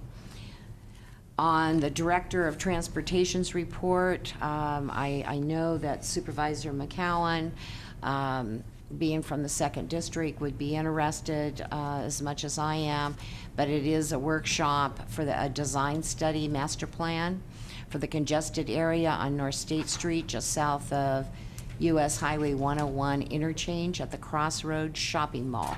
But I wanted to make sure that this was announced for the public as well. And it is scheduled for 5:15 to 7 on February, oh my gosh, I don't see the date there. I think it's the 9th. Almost positive next Wednesday. I'd have to go back to the director's report. I also, there was a newspaper article, Front Page Journal, that had to do with wind turbines. And I did talk to Reddick Ranch, and an invitation has been extended to invite, once it gets up and operating, to invite the board out so that we can ask questions and understand the whole technology. Evidently, there was a lot of misinformation about the cost, as well as statements made about these turbines in the newspaper, according to the person I connected with. But I would like to make that an opportunity, and it'll probably be in a couple of months. And I'll have to consult with county council to find out if all 5 of us want to go, how we do that. That's it. That's it. Okay, Supervisor Hamburg. Yes, I just wanted to ask Supervisor Brown about what were you proposing that we do about the post office issue? I'm not proposing anything specifically, except the fact that I suggested I would like to get in contact with Heidi Dickerson to find out a process and then come back to the board with an idea of how we should proceed to protect these rural post offices. Because, obviously there's a lot of concern about Ukiah, and I'm sure Supervisor McCowan is on top of that one. But there are 14 post offices in my district. I know. And I don't want to lose any of them. And that's why I thought it was when this caller came to me and said, I really appreciate you bringing this up. 4 or 5 within your, or 4 within your district are up. And I'm going, oh my gosh, if 4 are up, that means everybody else is going to have. Because, in some of these towns, you name Manchester and Point Arena, the post office is incredibly important. It is in Ukiah, too. It is. Well, it's as much a social, I just can't imagine downtown Ukiah without its post office. It's horrible. Well, on that point, the mandate of the federal government is consolidation of small post offices, so we're really disadvantaged in that equation because that's primarily what we have. Now, I can tell you what's happened too in my district, Piercy and Casper, and you probably are familiar with the Casper one. Casper closed and it became the post offices by the community center, and then the community built the covered area. It's been a while since I've been in Piercy, but I was there for the opening of the Piercy post office, and that was when the post office burned to the ground. I spent quite a bit of time, I was then working for Congressman Thompson, I'm figuring out how can we re-strategize, how can we get the federal government to come up with an alternative, and really that was met with really a dead end. And so the Piercy opening was by the side of the road where they have, similar to Casper, but it literally is by the side of the road, it's not by a facility, and then it's a covered area.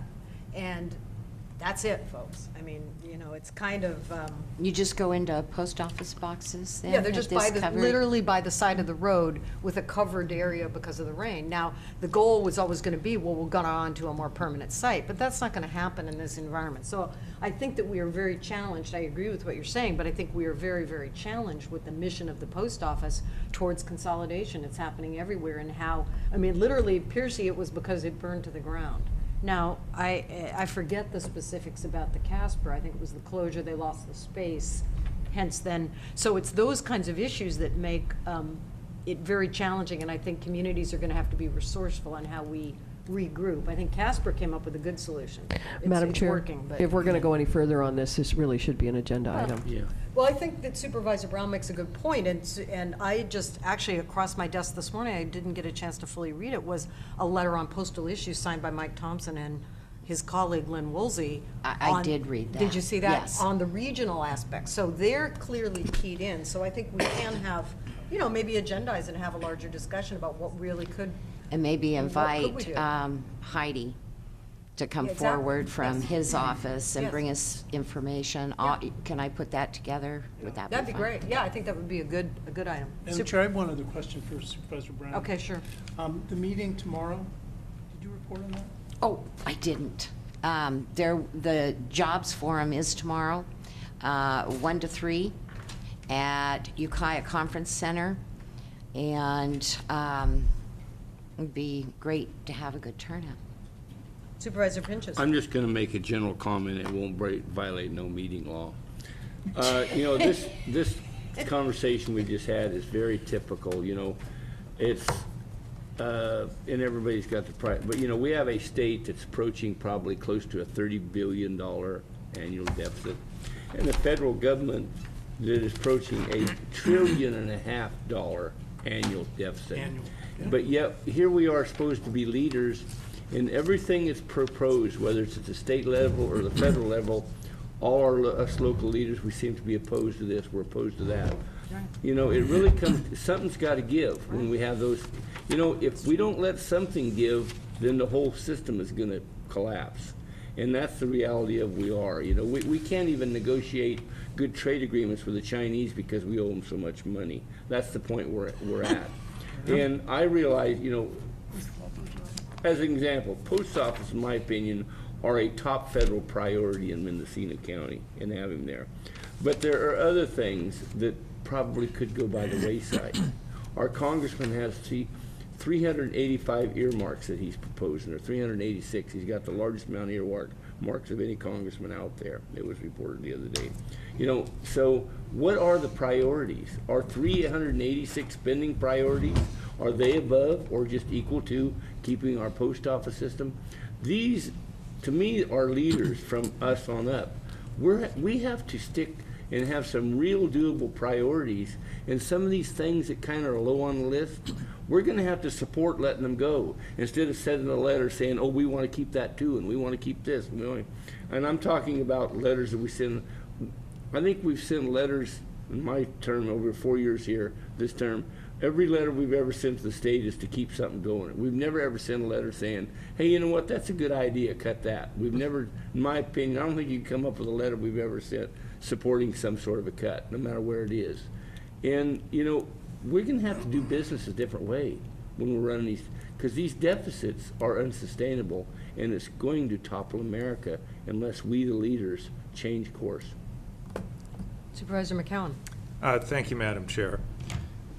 As to reports on the post office issue, I participated in a meeting Thursday with Heidi Dickerson, city council members, other interested parties focused on the Ukiah post office. And I think we've all seen the letter in response to the letter that we sent previously regarding the Ukiah post office, asking for some kind of public process. And the letter in response basically said, after we decide to close it, then we'll have a meeting to tell you about it. So Supervisor Brown and I did talk briefly about bringing forward another letter that would not only ask for a more responsive response to our original letter, but include the concern about the many rural post offices that are threatened. And insist that the post office should have a public process before the decisions are made on what they're going to close. So expect to see that letter coming forward. The Coyote Valley Ad Hoc Committee did meet, and I think we'll have something coming to the board on that as well. The Tax Share Committee did meet, Supervisor Smith and myself, and staff is going to work on proposals to bring forward to the committee. The goal, again, is to be able to get a master tax sharing agreement that could be put in front of this board and the Ukiah City Council. An ad hoc of the LAFCO is meeting to finalize language for an RFP for a consultant to complete the City of Ukiah MSR and potentially the Ukiah Valley MSRs, if the price is right. Sheriff Allman, County Counsel Nadell, and myself went up to Humboldt County last Thursday to meet with our counterparts up there to discuss the 9.31 program, our medical marijuana cultivation ordinance, and they are seriously considering adopting something similar. On that same note, I spoke at the California Normal Conference this Saturday explaining our 9.31 program.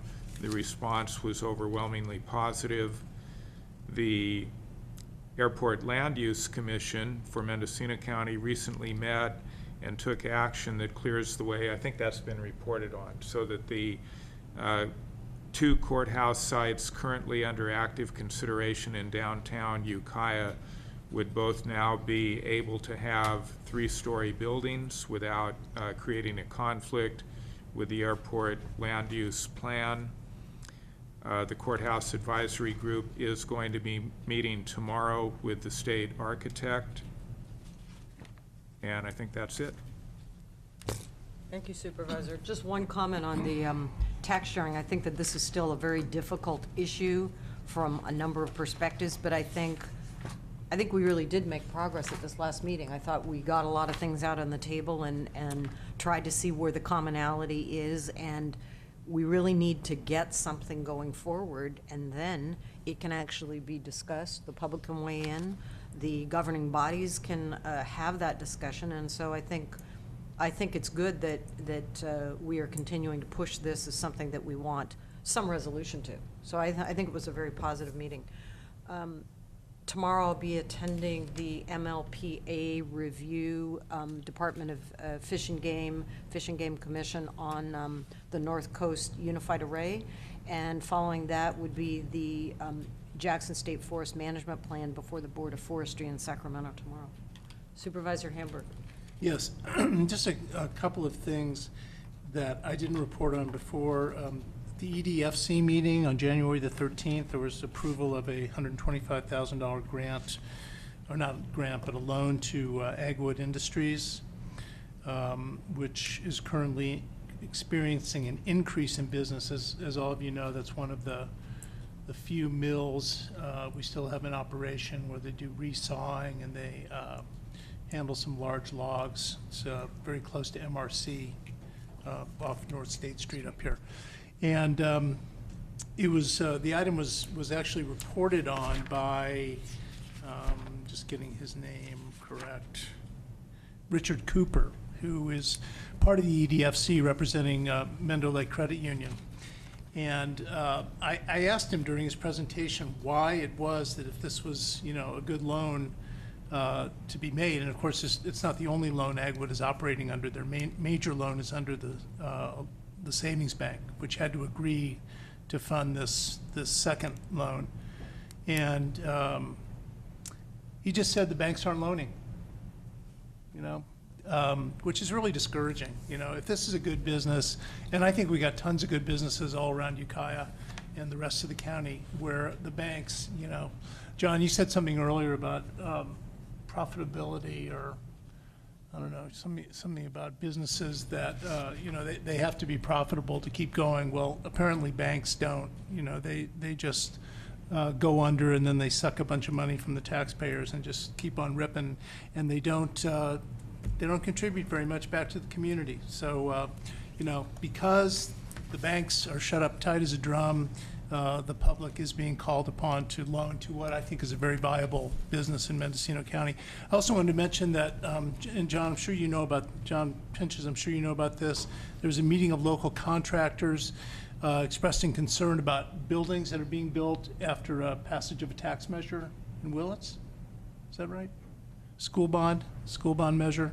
It's a meeting of local contractors, and the concern was that local contractors would not be able to participate in the construction projects. There's a couple things going on. In Willits, they have the bond in there Right. talking about buying modular homes. Right. There's a concern over, well, modular is kind of a temporary building, and if this bond is going to last for 30 years, we want the buildings there. Yeah. Then there's the other issue of the Ukiah building a new superintendent's office, and with city Ukiah redevelopment dollars and a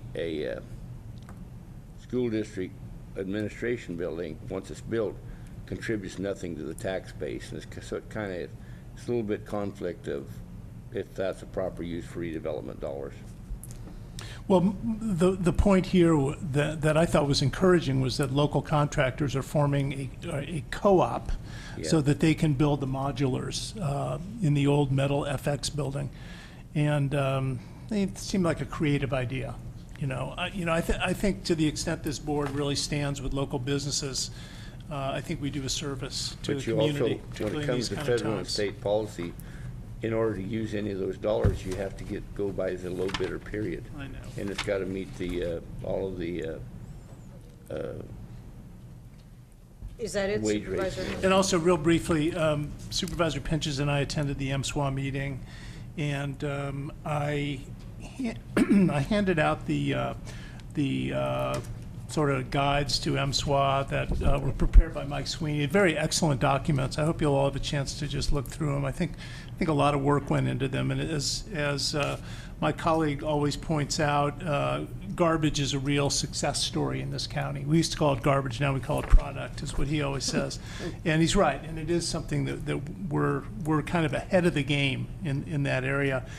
Meg Courtney from Fort Bragg City Council also reported on the city of Fort Bragg bringing forth a ban on plastic bags. That's going to be, I think, this month. And I think there will be some consideration about whether this board should follow up and do something similar for the unincorporated areas.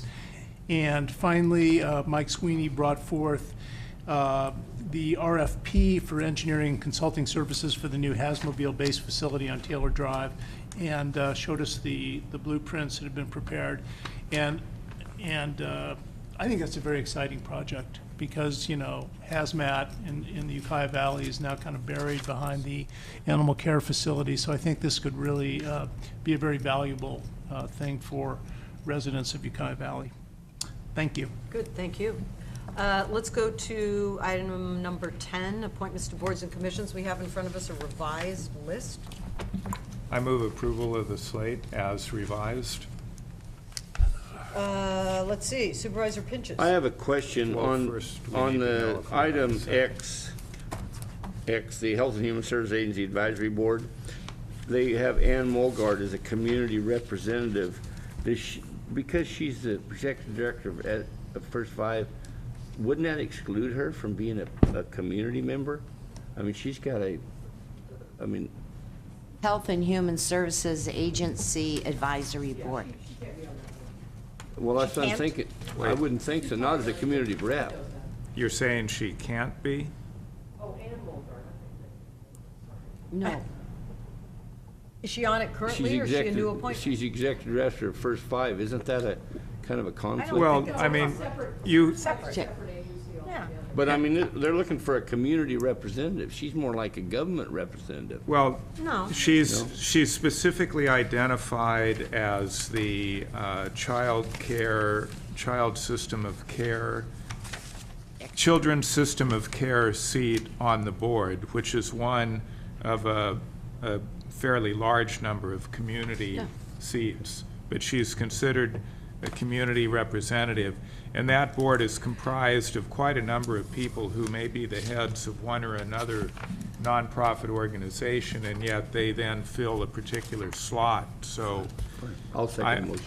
Thank Okay, you. so we have a first by Supervisor McCowan, and we have a second by Supervisor Pinches. I'm assuming we're going to comment by Supervisor Hamburg. Oh, no, sorry. I need somebody to help me. I'll start throwing things. It's been 4 hours. Okay. Chair Smith, I think we're all needing a recess. Well, he just has a habit of doing that. I do. He just does. Okay, so we have a motion and a second. No more discussion. All those in favor say aye. Aye. Aye. Opposed? Hearing none, motion passes unanimously. Going back to getting through these items, anything to report from County Council? Yes, real quick. As you know, redistricting is coming up again this year, and I have formed a committee to work on this project. The committee's comprised of Sue Ranachek, Steve Dunicliffe from the CEO's office, Lee Farr from IS, and Nash Gonzalez, and we have met. We're going to be bringing to the board just a brief outline of what's going to happen at the February 15th meeting, and also we're going to include a recommendation that the League of Women Voters be a part of our committee process. So that'll be coming to you on the 15th. Well, 15th of February, was that? 15th of February. Okay. Supervisor Pinches? I would hope that we would have, I want to get the attention of our county council. I would hope that we, the Board of Supervisors, would have the ability to affect this redistricting before it's a done deal. You know, I mean, it's really a process that should be initiated, in my opinion, from the Board of Supervisors down instead of from the bottom up. No, we'll bring it to you. It is something that the board will have to 'Cause prove, I and really you're going to have just to hold briefly- public hearings. Through You'll be through the years, the redistricting has been based on a north-south axis. And I think that there would be better representation if it was based on an east-west axis. And we'll bring a presentation to you on the 15th, and it'll It explain would the give you better process. representation on the coast, it would give you better representation inland, and better representation of our national forest, which is the whole eastern side of this county. It is a total change. I realize the district would have bubbles and, you know, but I think it would give, I think it's an opportunity to give the people this, you know, we always talk about, well, the inland versus, the coast versus the inland. And if we could change the redistricting to where the coast had 3 or 4 district supervisors instead of 2, and all the way and run through the inland, and say, for instance, around Ukiah here, instead of have 1 supervisor that represents basically the Ukiah proper, maybe have 2 or 3 that interject into it. It's a total way of doing business, but I think it would lead to better representation. Okay, Supervisor Brown. Thank you very much. Supervisor Pinches, just exactly what you're talking about, and I think if Supervisor Hamburg stops to think about it, he'll remember the great discussions of the early 80s and supervisors' districts, and they actually did a very radical change, and that's when Potter Valley went out of the 3rd district, and I think it was Branscombe and maybe Laytonville, I can't remember. Foley went into the 3rd. And out of the 4th. So everything got shifted. And I believe at that time it was Planning Commission, and, you know, it was a huge process. And I think in the 2000, after the 2000 census, there were just tweaks made. And maybe that's, I mean, you've got to look at the census, see what they're reporting to you before you can really, but, you know, make those decisions. But if you change the axle again, you will have the, you may be changing the representation on this board for the upcoming election. But I think it's very good to have Women League of Voters. I think I brought that forward after receiving a letter from them. But I do believe, like John Pinches, that we need to have a larger discussion before it's a done deal. Okay, so we need to really have a break. We've only had a 10-minute recess since 9 a.m. this morning, so I'm polling the board. how do we want to handle a lunch recess, because we still have a few closed session items, but I Are we don't done with our believe- agenda, though? Yes, we Yes. have Okay. completed our agenda unless anyone has anything else to bring forward. Let's go straight into closed session. Supervisor Brown? I would ask county council and the CEO how long it's going to take, and is there someone waiting for us? And then let's make Let's that find out. decision. Madam Chair, we have one very small labor item that will take 5 minutes, and we have one performance eval that should take no more than 15 minutes. Okay, about so Board, 20 do you want minutes to- for Is that closed with Tony? session. Is that- Mr. Liniger was not available Okay. today, so that's why we're not dealing with the Ag Commissioner today. All right, and we have another one on the published agenda. So we can be done by 1:30 probably. So do you want to just go right into closed think so. session? And we'll How try about to a conclude- 5-minute in Yeah, between? we could have a 5-minute break, and then, so we'll reconvene in closed session at 1 PM. Well, I think next Tuesday's fine.